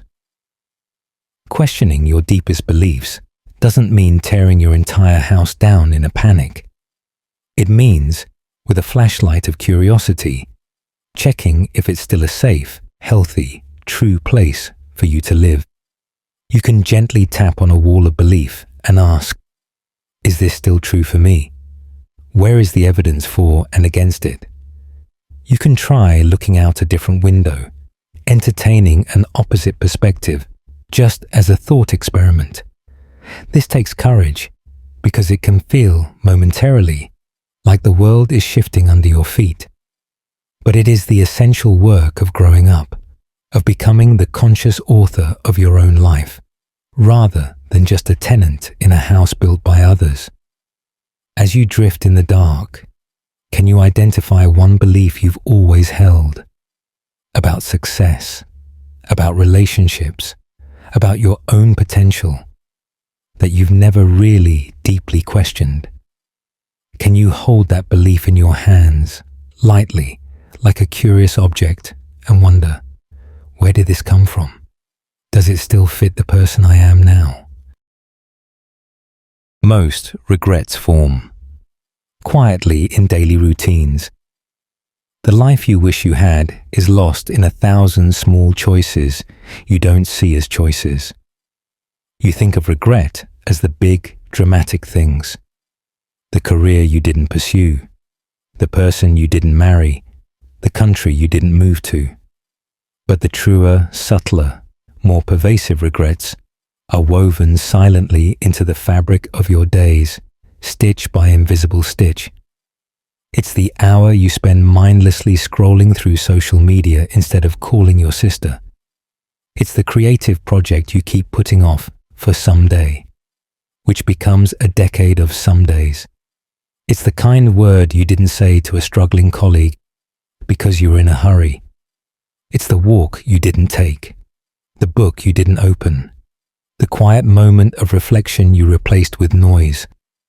These are the tiny, overlooked bricks that, day by day, build the solid, high wall between the life you have and the life you sense, in your bones, you could have had. You don't notice the wall going up brick by brick, until one day you feel trapped behind it, wondering how you got there and why the view is so limited. The big regrets are landmarks. The small regrets are the terrain itself. There's a powerful concept in time management called the tyranny of the urgent, where small, immediate, and often unimportant tasks crowd out important, long-term, meaningful ones. Your brain is wired to prioritize the squeaky wheel, the pressing notification, the instant distraction, because it gives a quick hit of completion. An odd mathematical fact that brings perspective. If you waste or lose just 30 minutes a day on something that doesn't nourish or serve you, be it worry, distraction, or empty consumption, that adds up to over 182 hours a year. That's more than a full week of 24-hour days, a full week of your one precious life gone. Regret is often just the quiet, accumulated weight of those lost weeks and months, year after year, the slow leak of potential. This is not a call to frantic productivity or self-punishment. It is an invitation to gentle, compassionate awareness. You cannot change the past, but you can notice the small choices of today. You can ask, not in a grand, overwhelming way, but in a soft, moment-to-moment way. Is this how I want to spend my life? Not in the macro sense, but in this 5-minute sense. The antidote to future regret is not a massive, unsustainable overhaul, but a series of tiny, loving corrections. Choosing the book over the scroll for 10 minutes, sending the short, kind text, taking 3 deep breaths instead of reacting. These are bricks in a different wall, one that encloses a garden, not a prison. Tonight, think of one small daily choice that feels empty, draining, or automatic. Can you imagine, tomorrow, replacing it with a 5-minute action that would feel like a gentle gift to your future self? The gift isn't the achievement. It's the proof that you listen to your own whisper. You only grow after something breaks. Comfort preserves you. Disruption transforms you. You love your routines, your certainties, your safe spaces. They are your cocoon, your psychological nest. And inside a cocoon, nothing changes. It is a state of preservation. Growth, by its very nature, requires a rupture, a heartbreak, a failure, a loss, a sudden change, a betrayal, an illness. These events crack the shell of your familiar self. It is painful, frightening, disorienting. You feel exposed, vulnerable, undone. But it is only through the crack that new light can get in. It is only by breaking open that you can expand into a new version of yourself, one that couldn't fit in the old, confining shape. Your most painful moments are not interruptions to your growth. They are the very engine of it. The seed must split its own shell to become a seedling. The chick must peck its way out of the egg. Struggle is not an enemy of life. It is the mechanism of becoming. In ecology, this is called secondary succession. After a devastating forest fire, the landscape appears barren, a tragedy. But the burned soil is now rich with nutrients. A new, different, often more diverse and resilient life springs up from the ashes. The fire was a disaster for the old forest, but it was also a necessary renewal, a clearing for new growth. Your personal crises are your forest fires. A quirky, beautiful, artistic fact. Kintsugi is the Japanese art of repairing broken pottery with lacquer dusted with powdered gold, silver, or platinum. Rather than hiding the breakage, it highlights it, making the repaired piece more beautiful and valuable than the original. The philosophy embraces flaws and breakage as part of an object's history. Your broken places, repaired with time, self-compassion, and hard-won wisdom, are your golden seams. They are not scars to be ashamed of. They are evidence of your history and your capacity to heal into something new.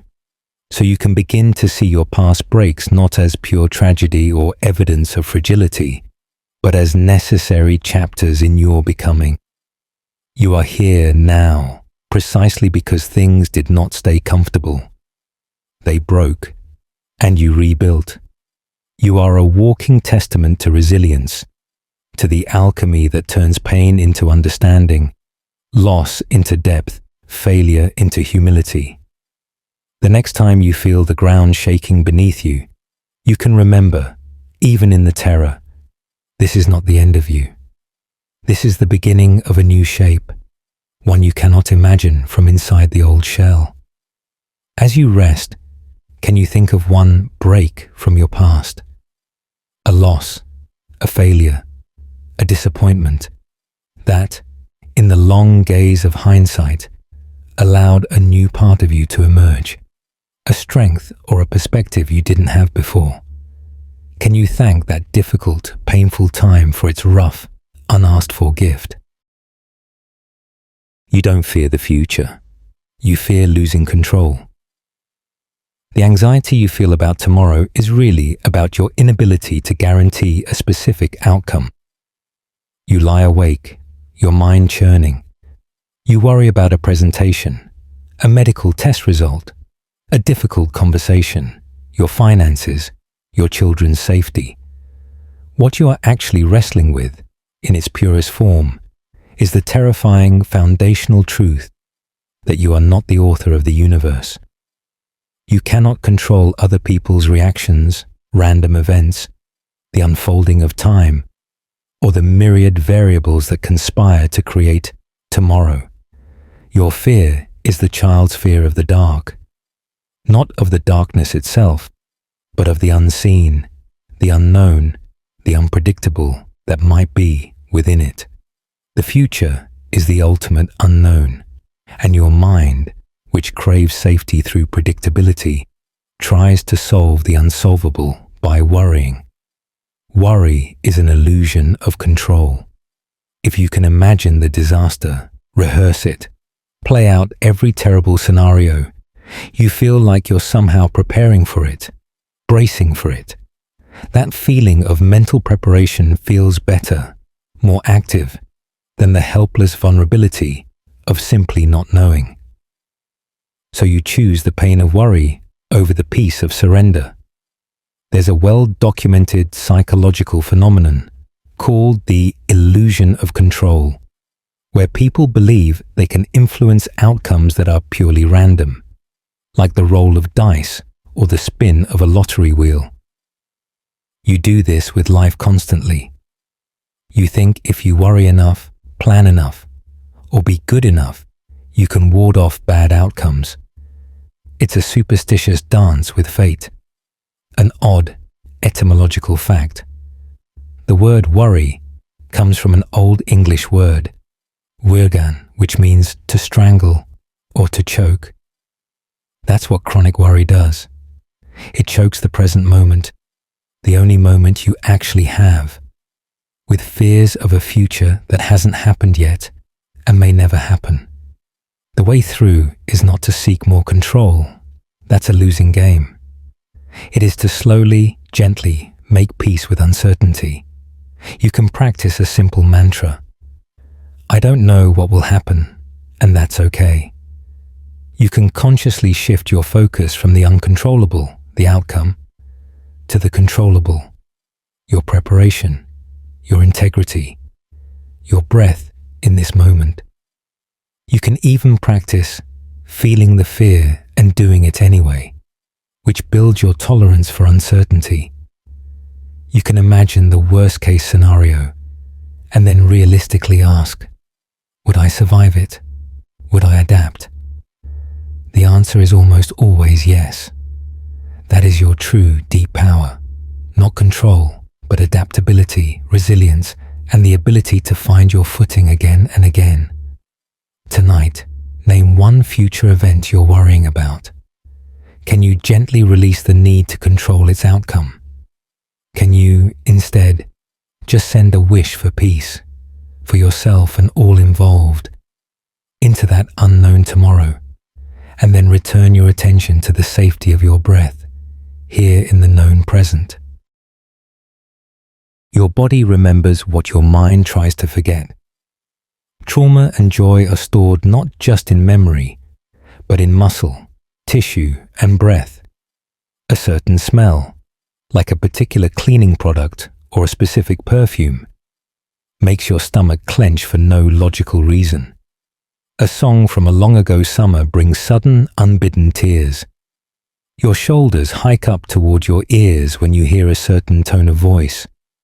A defensive posture activated before you can think. These are not just memories, they are bodily memories.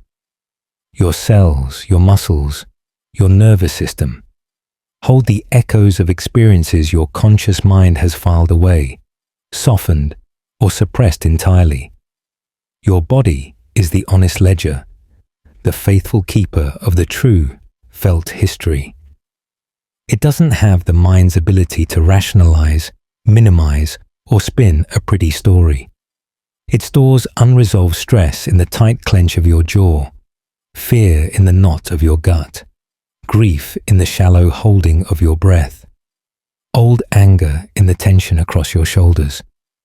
When your conscious mind says, "I'm over it," your body often whispers, "But I'm still here, holding it for you. I haven't forgotten." This is the foundation of somatic psychology and the science of somatic memory. The vague feeling of dread you can't pinpoint might be your body recalling a childhood moment of helplessness when you were too young to form a clear narrative memory.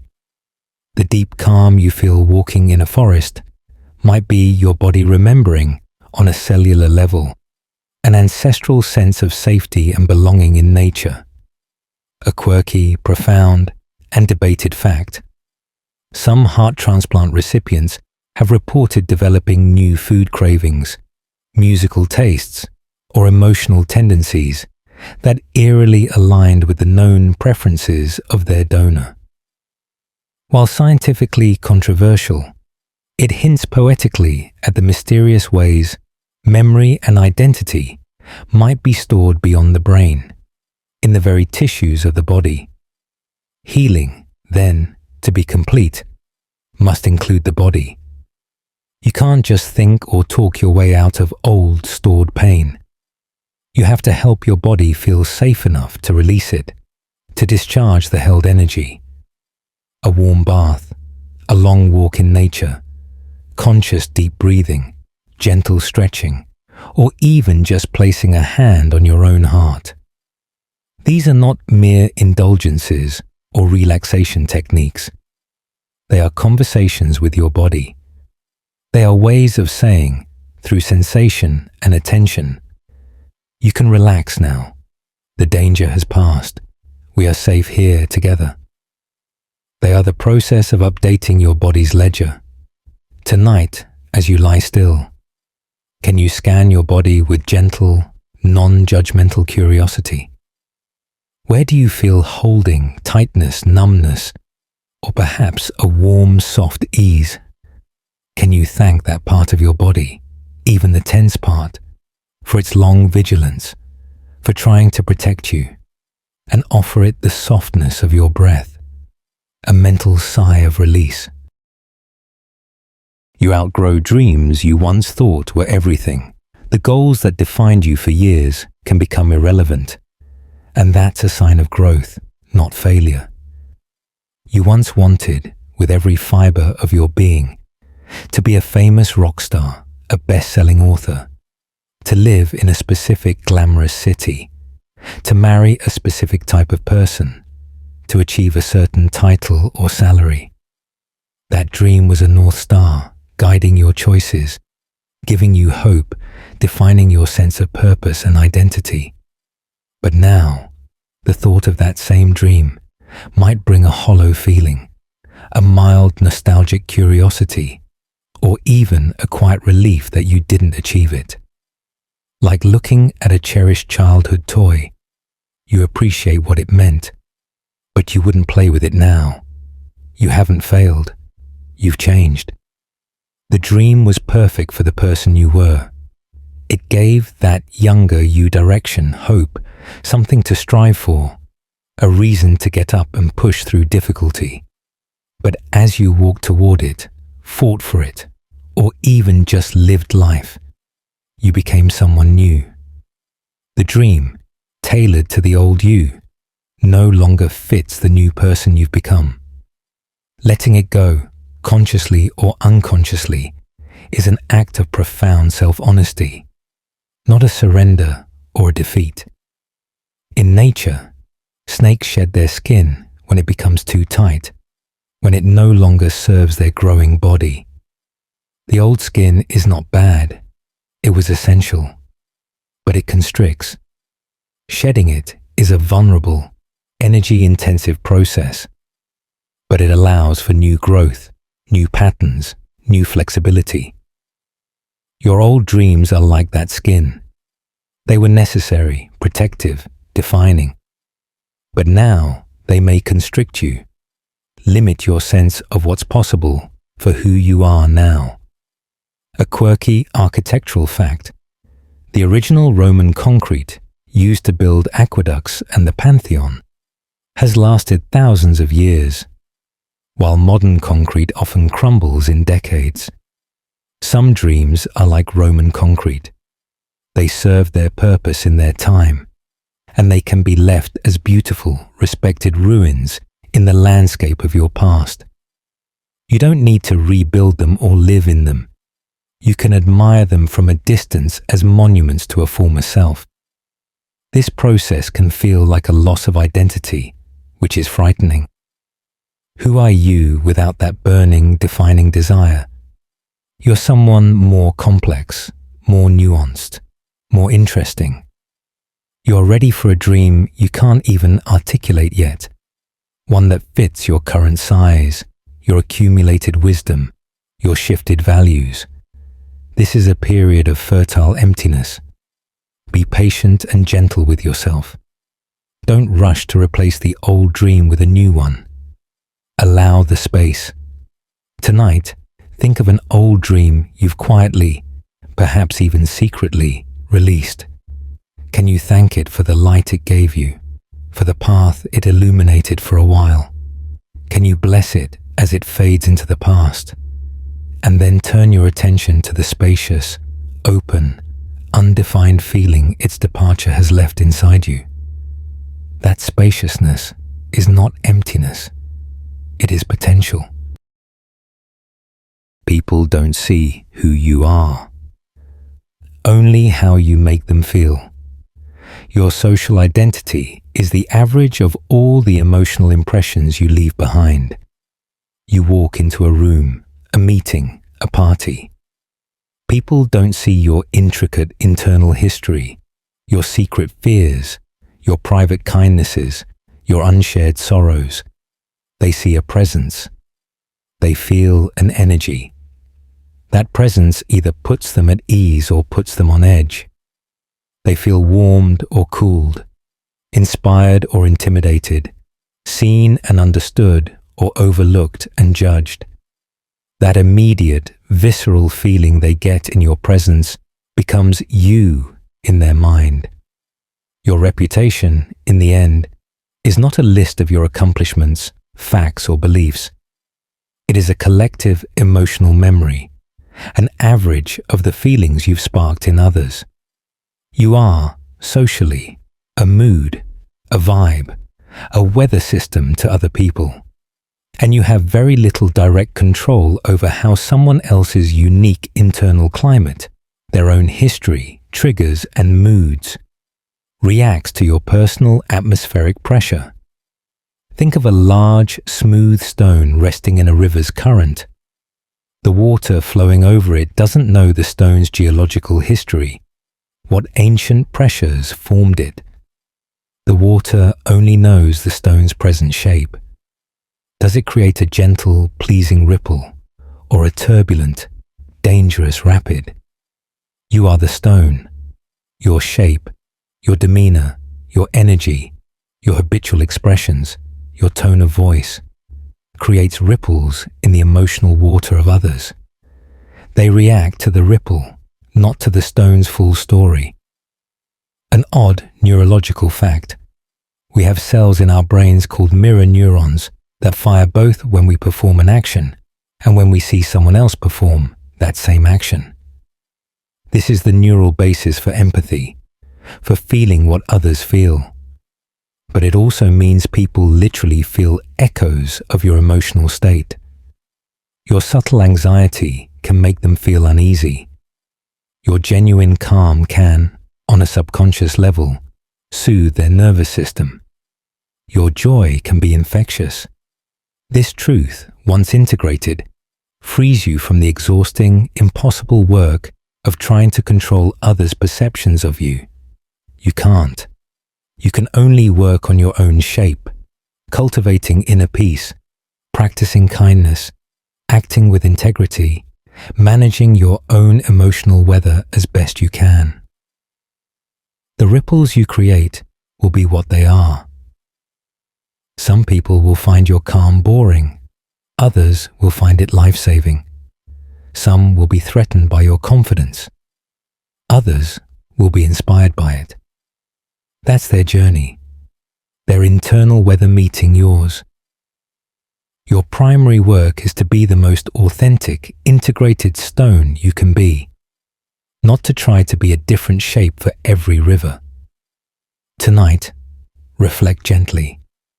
How do you most often make people feel?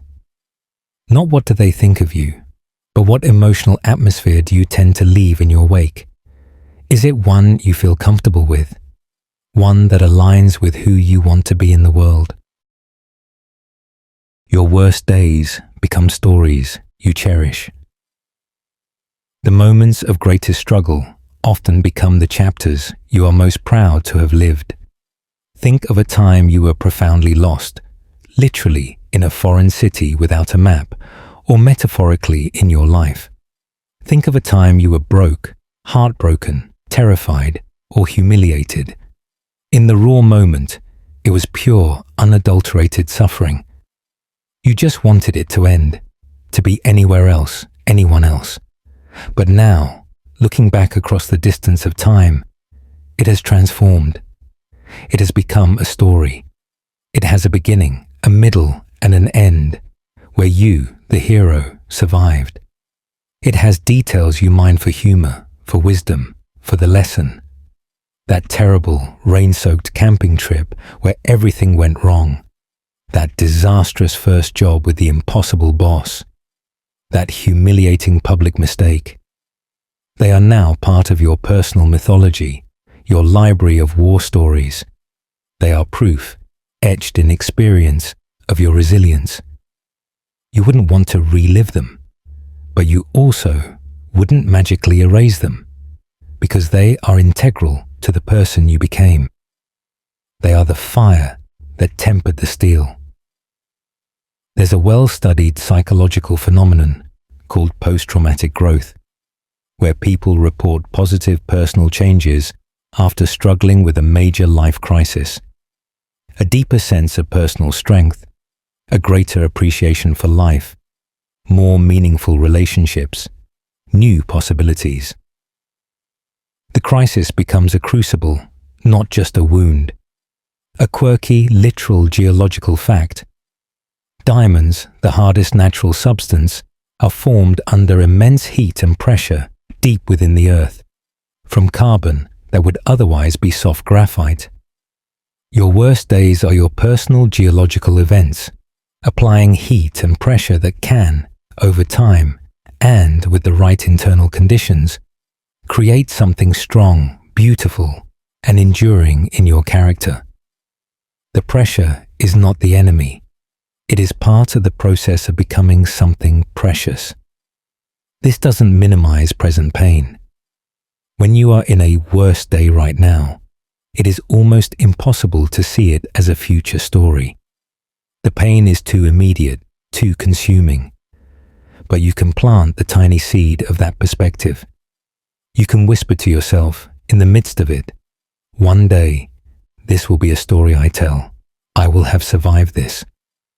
That small shift can give you the tiny, crucial distance you need to endure, to take the next breath, the next step.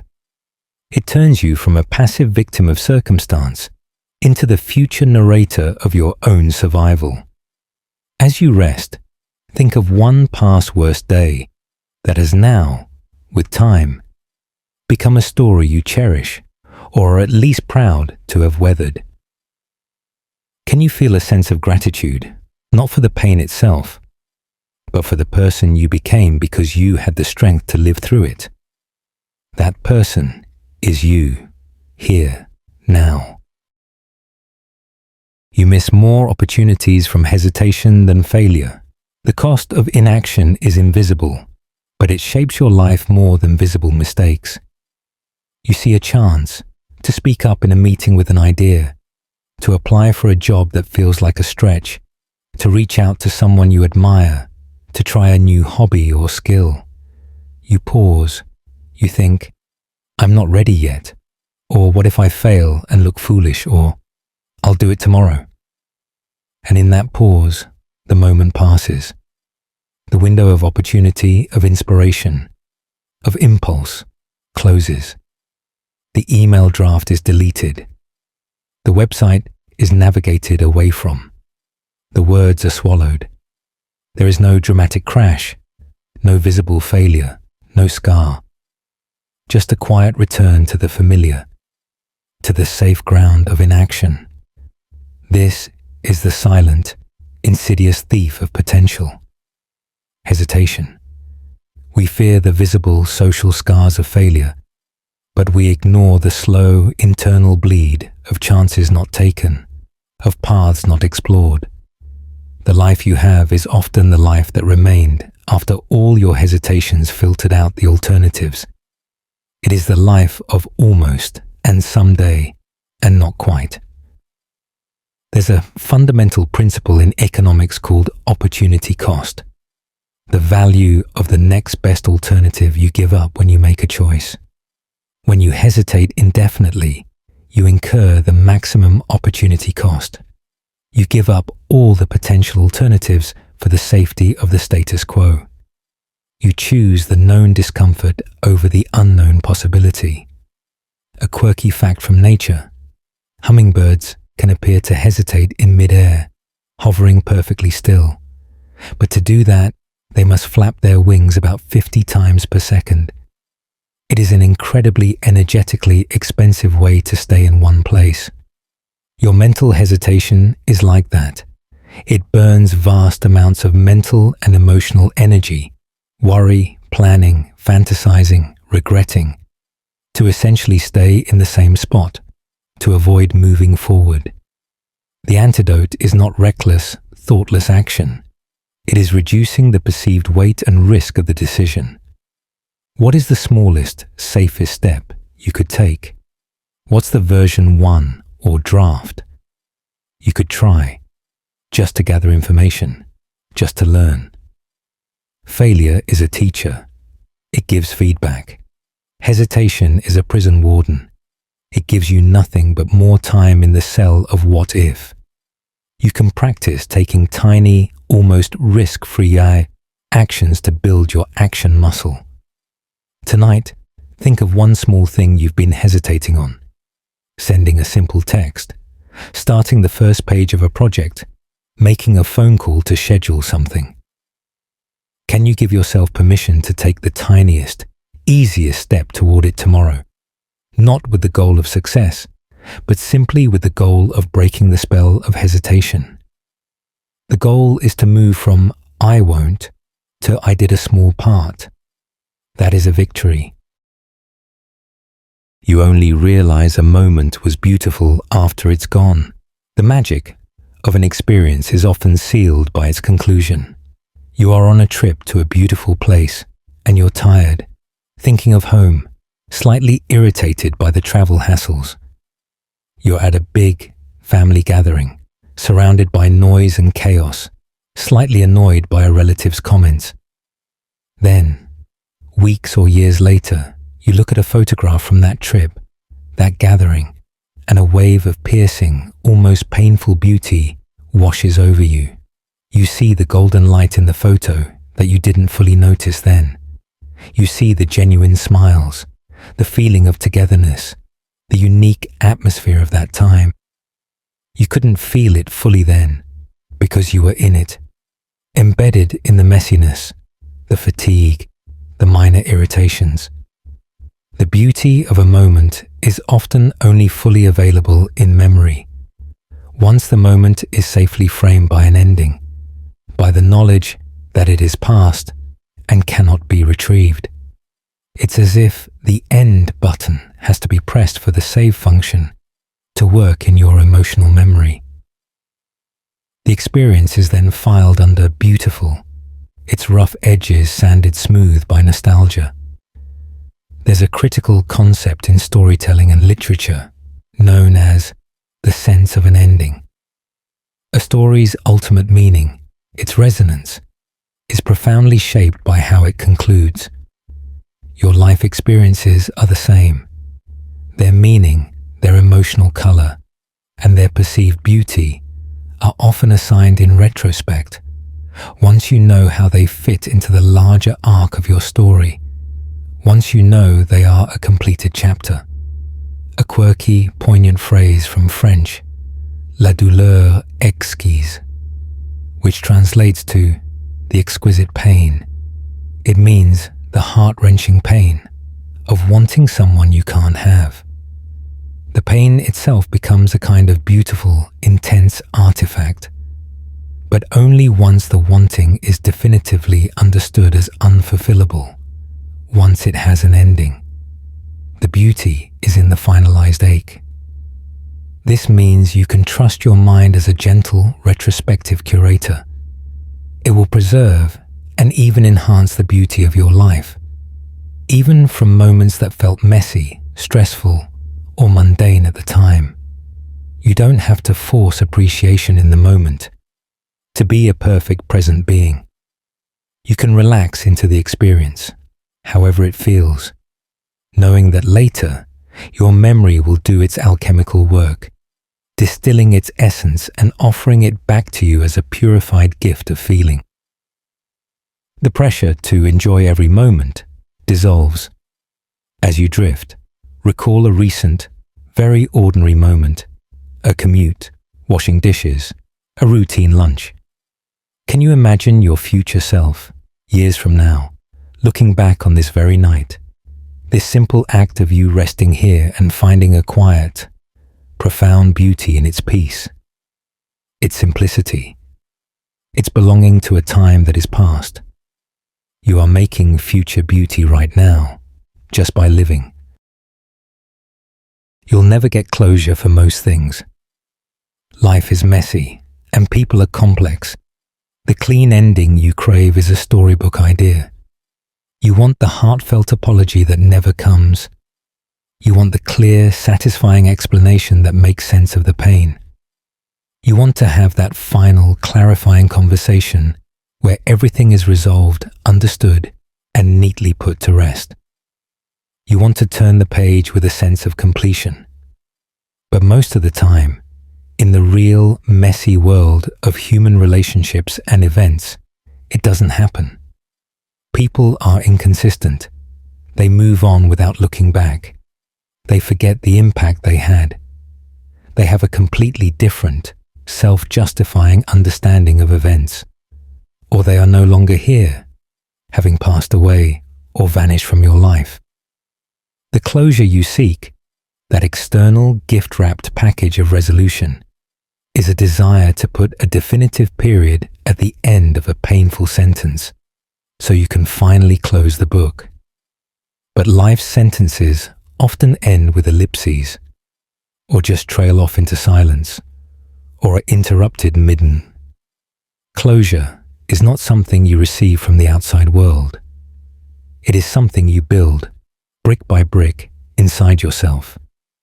It is the courageous decision to stop waiting for the missing piece, the apology, the explanation, and to accept the puzzle as it is, even with the hole in the middle.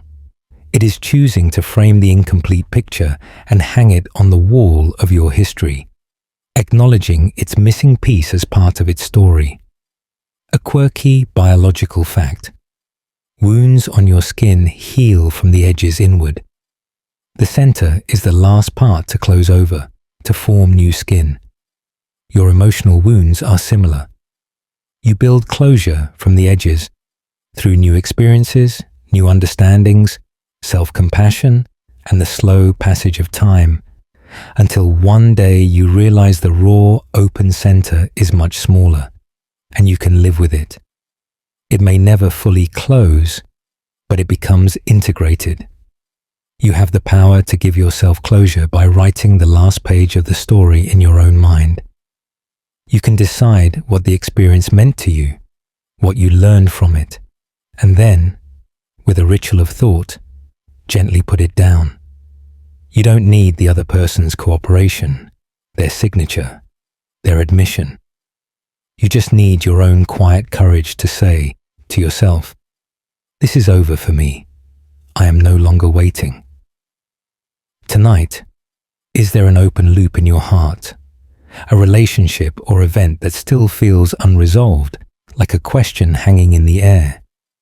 Can you imagine, just as a thought experiment, writing a brief, kind, and final ending to that story yourself, in your own words, for your own peace? You have that authority. You are the author of your own peace. Your identity is more fragile than you think. A few key changes in circumstances can make you question everything you believed about yourself. You lose a job that defined you for a decade. A long-term relationship that anchored your sense of self ends. You move to a new city or country where no one knows your history, your reputation, your role. Suddenly, the pillars of your identity shake. You feel untethered, like a ghost. You realize, with startling clarity, how much of you was built on your roles. The reliable employee, the devoted partner, the local. Your relationships, so-and-so's friend, such and such's child. And your familiar routines. Without these external structures, you feel formless, unsure who you are when no one is expecting a certain version of you. This fragility is not a weakness or a personal flaw. It is the honest truth of being a social, contextual creature. Your identity is not a granite fortress. It is more like a sandcastle on the shore, beautifully detailed and impressive, but always at the mercy of the next wave, the changing tide. And that's okay, because sandcastles can be rebuilt in new and interesting shapes again and again. There's a psychological term for this experience: shattered assumptions. We all operate on deep, often unconscious assumptions like, the world is benevolent and predictable, I am a competent person, and my life has meaning. A major trauma or loss can shatter these assumptions, forcing a painful but ultimately profound reorganization of the self. Who are you when the world is not safe, when you are not competent? A quirky metamorphic fact: a caterpillar in its chrysalis doesn't just sprout wings and grow bigger. It essentially dissolves into a nutrient-rich soup of cells. From that soup, guided by imaginal cells, a completely new organism, the butterfly, reorganizes itself. Your identity sometimes needs to dissolve to become soup before it can reform into something new, something that can fly. This is an invitation to hold your current identity lightly, with curiosity rather than a death grip. See it as a current costume, a useful set of clothes for this particular season of life. When the season changes, you can change clothes. The core you is not the costume. The core is the wearer, the consciousness, the awareness, the capacity to experience and adapt. That part is unbreakable. It is the witness that observes the identity being shaken, the sandcastle being washed away. That witness is steady. Tonight, gently ask yourself in the dark, who am I without my job title, my relationship status, my achievements, my possessions? The silence or confusion that follows is not emptiness. It is the space where your true, flexible, essential self resides. The builder, not the sandcastle. Every strength you have comes from something that hurt you. Your resilience, empathy, and wisdom are scars that learn to shine. You are good in a crisis, calm when others panic, because you've survived many crises before. You have deep empathy for people in pain because you know intimately what pain feels like. You are patient because you've endured long waits. You are wise because you've made mistakes and learned the hard, unforgiving way. Your greatest gifts, your most admired strengths, are forged in the fires of past difficulty. The wound and the strength are two sides of the same coin, the raw material and the finished sculpture. You cannot have one without the other. This is the silent alchemy of a human life, turning the leaden weight of painful experience into the golden quality of character. Your pain was not wasted.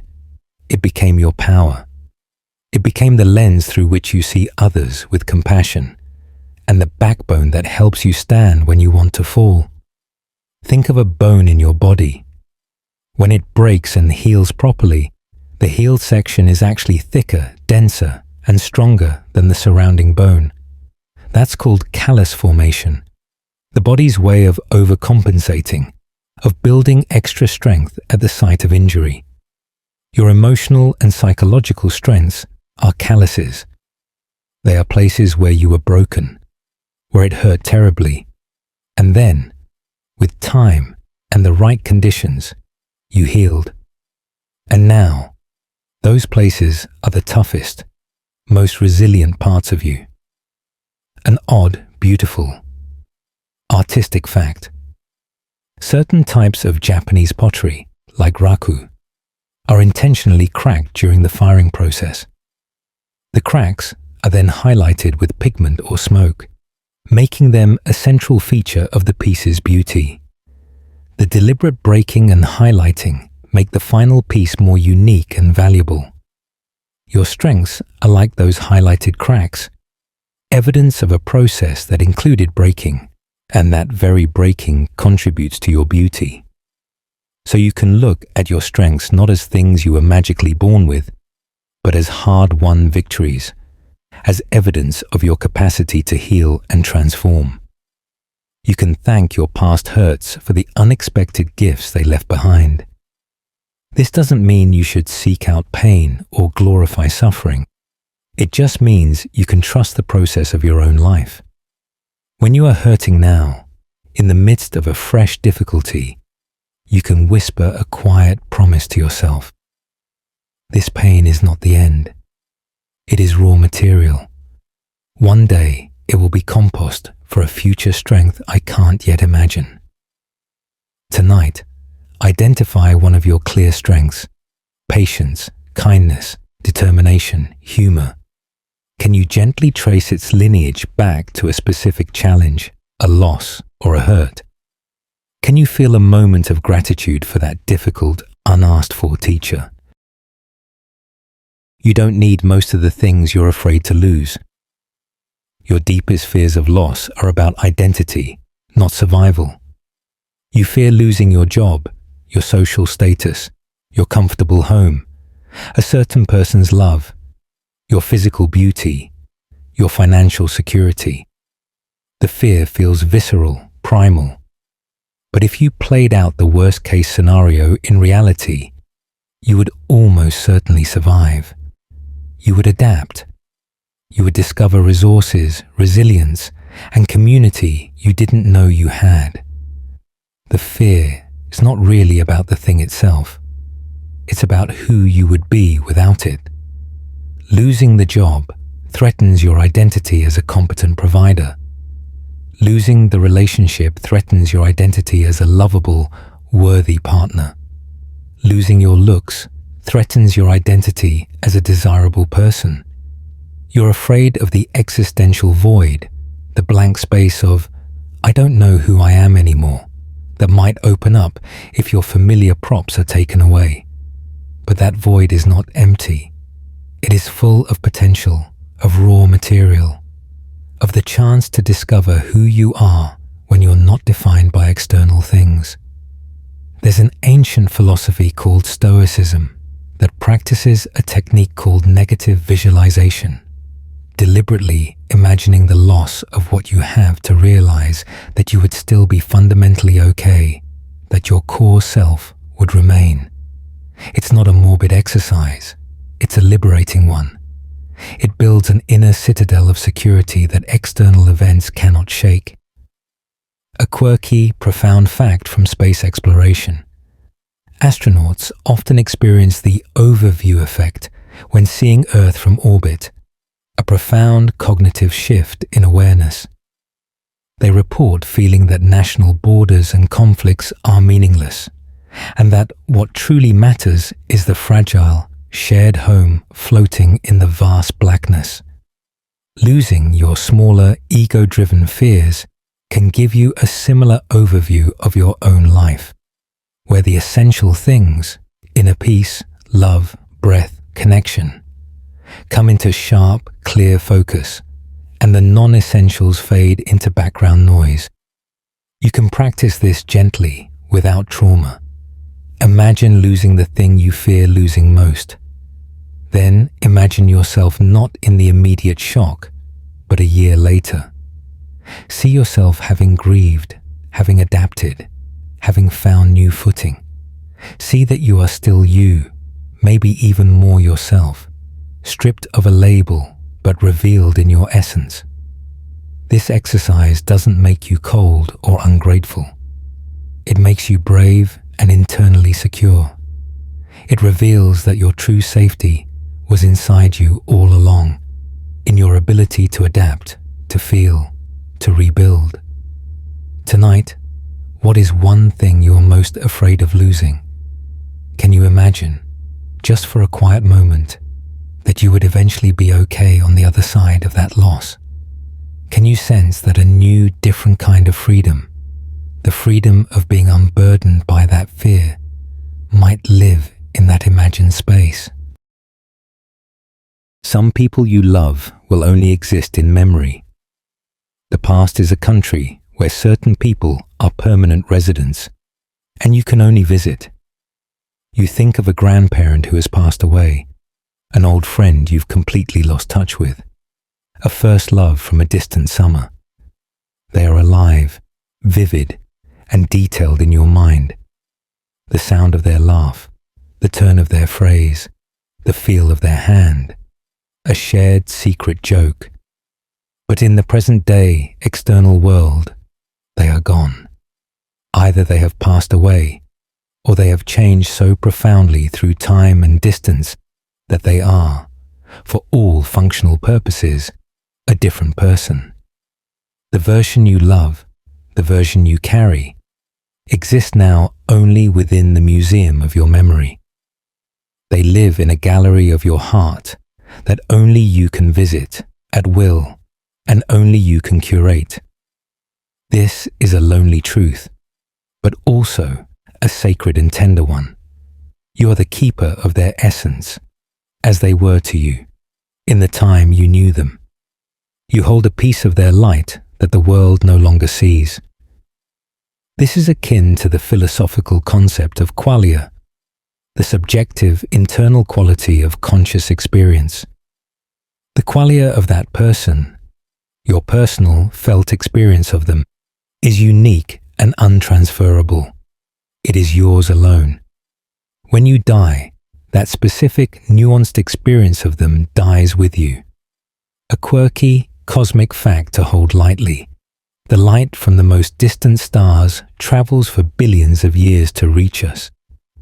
We see the star not as it is now, but as it was when that light began its journey. The star itself may have died eons ago. You are still receiving the light, the influence, the memory, the love, from people who are gone, their essence still reaching you across time, long after the source itself may have changed or vanished. This makes you an archivist of souls, a guardian of lost moments. Your memory is not a poor copy, it is a holy preservation. You honor those you've loved by carrying the best of them forward. A mannerism you adopted, a lesson they taught, a feeling they inspired. You don't need to cling to the present reality of them. which may have faded or become painful. You can visit the memory when you need comfort or guidance and know that it is real in the only way that ultimately matters for your heart, as a part of your lived experience, woven into the fabric of who you are.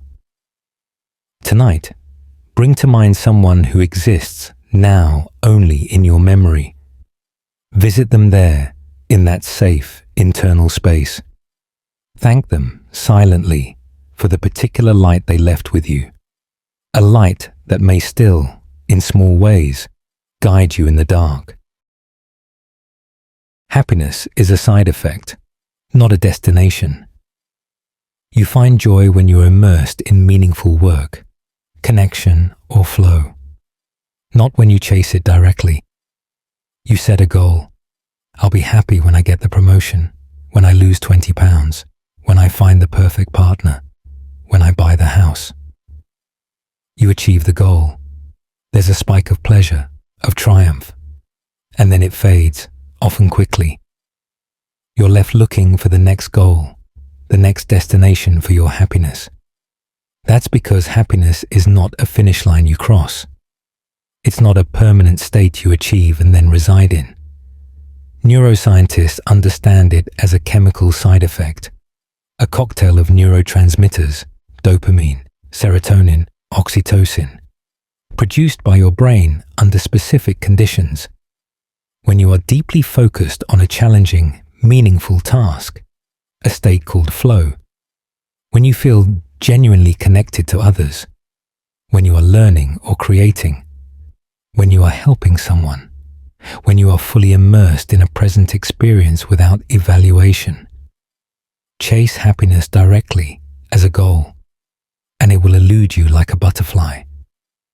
Tend to your garden of meaningful activities and connections, and the butterfly may unpredictably land on your shoulder.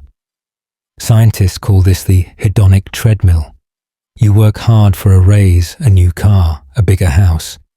You get it, experience a brief happiness spike, and then quickly adapt to the new normal, returning to your baseline level of contentment, already wanting the next thing. The treadmill keeps moving.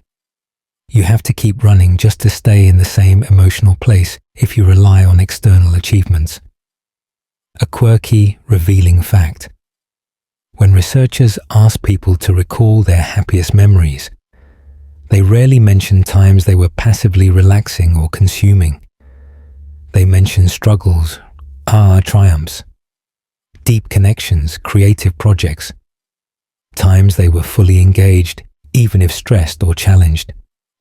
Happiness, it seems, is a byproduct of aliveness, of effortful engagement with life, not of passive comfort. So you can stop the exhausting, fruitless question, am I happy? You can replace it with better, more actionable questions. What makes me feel engaged and alive? What feels meaningful even if it's difficult? Who do I feel connected to? What can I contribute? Do more of that. Lose yourself in a project you care about. Have a real, screen-free conversation. Help a neighbor. Learn a new skill just for the joy of learning. Happiness will sneak up on you in the middle of those moments, unexpected and pure, like sunlight breaking through clouds when you're not looking for it. As you rest, think of a recent time you felt a flicker of deep contentment, a quiet, "This is good."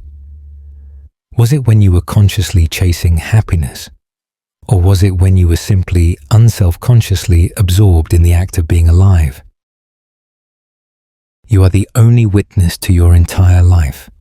No one else feels your feelings, remembers all your memories, or knows the full story of your inner world. You share fragments, stories over dinner, photos on a wall, recounted experiences. But the continuous, unbroken movie of your consciousness, from your earliest blurred memory to this very moment of listening in the dark, is playing in a private theatre for an audience of one, you.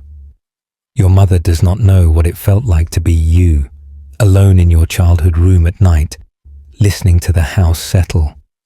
Your best friend does not know the full secret weight of your hopes when you look at the stars.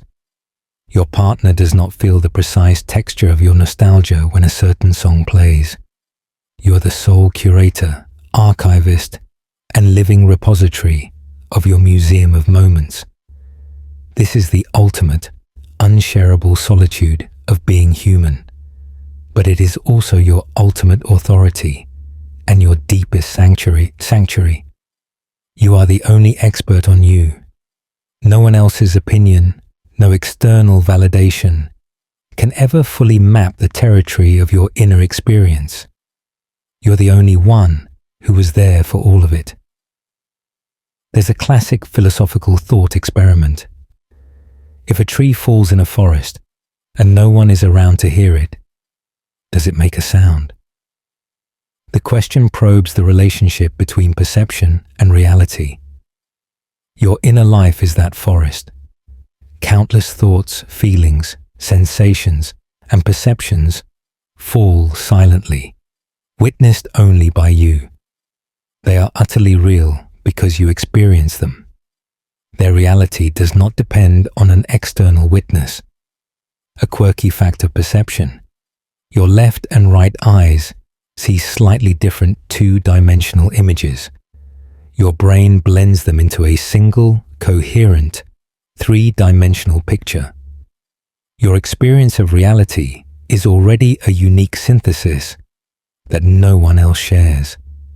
Your entire life is a similarly synthesized, subjective masterpiece.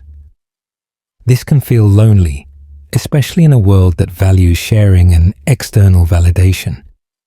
But it can also be the foundation of deep self-trust and inner peace. You don't need anyone else to validate your inner reality. It is valid because it is yours. You can become your own best companion, your own most compassionate witness. You can sit with yourself in silence and know that you are in the presence of the only person who has been with you through every single joy and sorrow from the beginning. Tonight, as you lie in the dark, feel the profound, peaceful privacy of your own mind. It is your sacred, inviolable space. Can you offer a sense of kindness, of gratitude to this lone, faithful witness who has never left your side, who has seen it all, and who is still here, listening with you? You become what you repeatedly forgive. Your character is shaped by what you choose to accept, in yourself and others. You forgive a friend for being late again. You forgive yourself for eating the extra dessert again. You forgive a partner for a hurtful remark made in stress again. Each act of forgiveness is not just a release of the past. It is a silent, powerful vote for the future. It says, "This behavior is acceptable in my world. This is within the bounds of what I will tolerate." When you repeatedly forgive cruelty, neglect, or disrespect, you teach people that they can treat you poorly, and you train yourself to accept poor treatment. When you repeatedly forgive your own laziness, procrastination, or unkindness, you become a lazy, procrastinating, unkind person.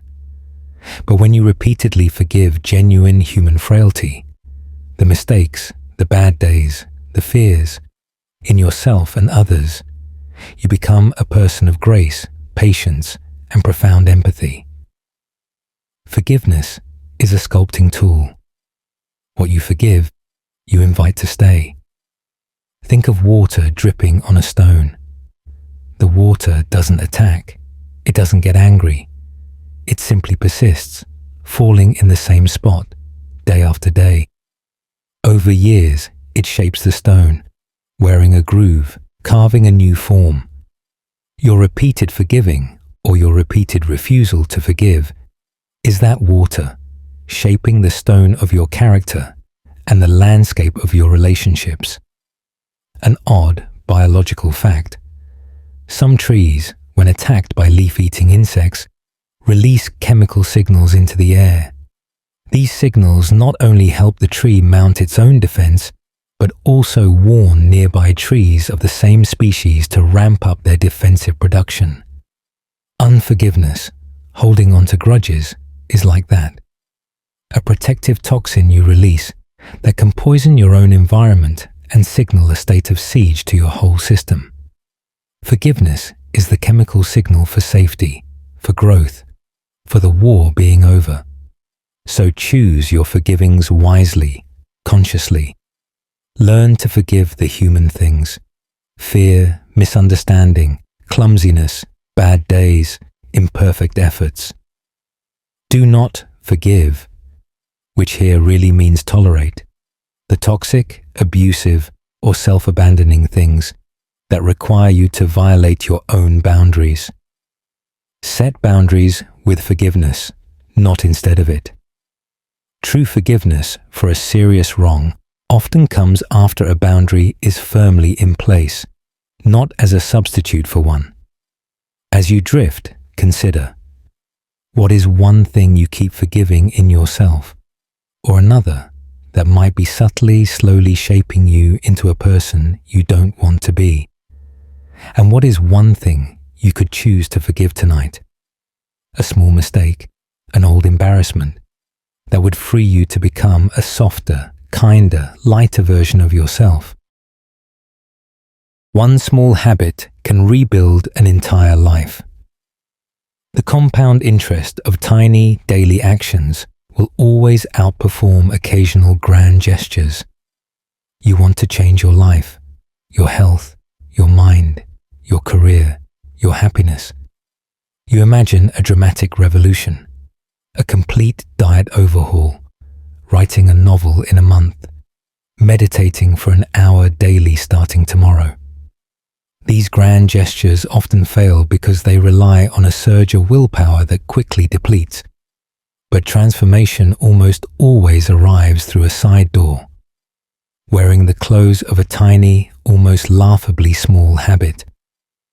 Making your bed each morning, writing 3 sentences in a journal, a 5-minute walk, drinking a glass of water upon waking, flossing one tooth. These actions seem insignificant, unrelated to the grand goal, but they are not about the action itself. They are votes for a new identity. Each time you do the small thing, you are telling yourself, I am the kind of person who makes their bed. I am the kind of person who writes. I am the kind of person who takes care of my body. Over weeks and months, these tiny votes win the election. You become that person. The habit is the seed. The new life is the full-grown tree. There's a powerful concept of keystone habits, small changes or habits that have ripple effects, sparking positive changes in other unrelated areas of life. Regular exercise is a classic keystone habit. It often leads to better eating, more patience, and improved sleep. Keeping a kitchen clean can lead to a more organized mind and finances, a quirky mathematical marvel of compounding. If you improve by just 1% each day, you'll be nearly 38 times better at something in a year. 1.01 to the power of 365 approximately equals 37.78. Life-altering change is almost always the result of many 1% days, tiny, consistent nudges, not a single 100% effort that flames out in a week. You don't need to overhaul everything tonight. You just need to pick one tiny, nearly effortless action that aligns with the person you want to become. Make it so easy you can't say no. Do it consistently. Protect it fiercely. Let it be your non-negotiable anchor. The rest will follow, not because you force it with heroic effort, but because the small habit changes your self-image, and your actions flow from that new identity. The seed grows on its own. Tonight, as you're half asleep, what is one ridiculously small habit you could start tomorrow? Something so simple, it feels almost silly. Can you see it not as a burdensome task, but as a gentle, daily gift you give to your future self? A small stone placed on the path to a different life? Every ending leaves a door you don't notice until later. When one path closes, a new one is always created, but its entrance is often hidden in plain sight. A relationship ends, a job finishes, a chapter of your life closes with a definitive thud. In the immediate, raw grief or confusion, all you see is the solid wall where the path used to be. You feel shut in, trapped in the after, staring at the blank space where your future used to be. But if you can sit with the ending long enough, without frantic action, your eyes adjust to the new, unfamiliar light, and you'll see it. A door in the wall you never noticed. It might be small, plain, unassuming. It might lead to a room you didn't know existed within yourself, or to a smaller, quieter, more authentic path outside. Endings are not full stops. They are transitions, however painful. They are the universe's gentle, firm way of saying, that way is done. You have learned what you could from it. Now please, look over here. There is another way. The new beginning is always created by the ending, but it is camouflaged until you are ready to see it. In nature, a forest fire is a catastrophic ending for the mature trees, but it also clears the thick canopy, allowing sunlight, which hasn't reached the forest floor in decades, to warm the soil. This heat germinates seeds that have been lying dormant, waiting for this exact condition. The ending, the fire, creates the necessary condition for a new beginning, a different, often more diverse forest. Your endings create the psychological sunlight for seeds within you to finally sprout. A quirky, architectural fact. In some very old houses, especially in New England, you might find a witch door, a door built with an X-shaped brace, believed to keep witches from entering. But the X also created 4 smaller triangular doors within the large one. An ending can feel like a slammed witch door, forbidding and final. But look closer, with time. It may have smaller doors within it, leading to unexpected, intimate spaces you would have never explored if the main door had stayed open. You don't have to find the door tonight. Your only job right now is to grieve the ending, to rest against the wall, to catch your breath. The door will make itself known when you are ready, when your gaze softens. Trust that it is there. Endings are creative acts. They don't just destroy, they make space. They are the blank page after the last sentence of a chapter. As you drift into sleep, think of one ending in your life, recent or distant. Can you imagine, just as a quiet thought experiment, that a small new door has already appeared somewhere in the room of your life? You don't have to open it now. You don't even have to walk toward it. Just know it's there, waiting patiently for whenever you are ready to turn the handle and see what lies on the other side of your ending. And so, we reach the quiet harbor of this long narration. These 45 truths, both comforting and terrifying, are not meant to burden you, but to lighten you, to show you the shared, strange, beautiful, and heartbreaking human condition you are an integral part of. You are not alone in your complexity, your contradictions, your quiet fears, or your profound capacity for growth. Your mind, with all its brilliant tricks and gentle lies, its editing and its storytelling, is simply doing its ancient, devoted best to guide you through an unpredictable world. It is a faithful, if sometimes clumsy, companion. Let all these thoughts soften now. Let them drift away like leaves on a slow, deep stream. Feel the undeniable weight of your body fully supported by the bed, the earth, and gravity itself. Hear the gentle, automatic rhythm of your own breath, the most constant, loyal companion you will ever have. There is nothing to solve here, nowhere to be, no self to improve in this moment. There is only this, rest. Pure, simple, animal rest. You are safe. You are whole, even in your broken places. You are here. Allow the quiet to gather around you like a soft, heavy blanket. Let sleep come in its own time, on its own tide. And know that whatever you dream, whatever you feel upon waking, you're exactly where you need to be, navigating your one unique and precious story. The night holds you now. Sweet, deep, restoring rest. Sweet dreams.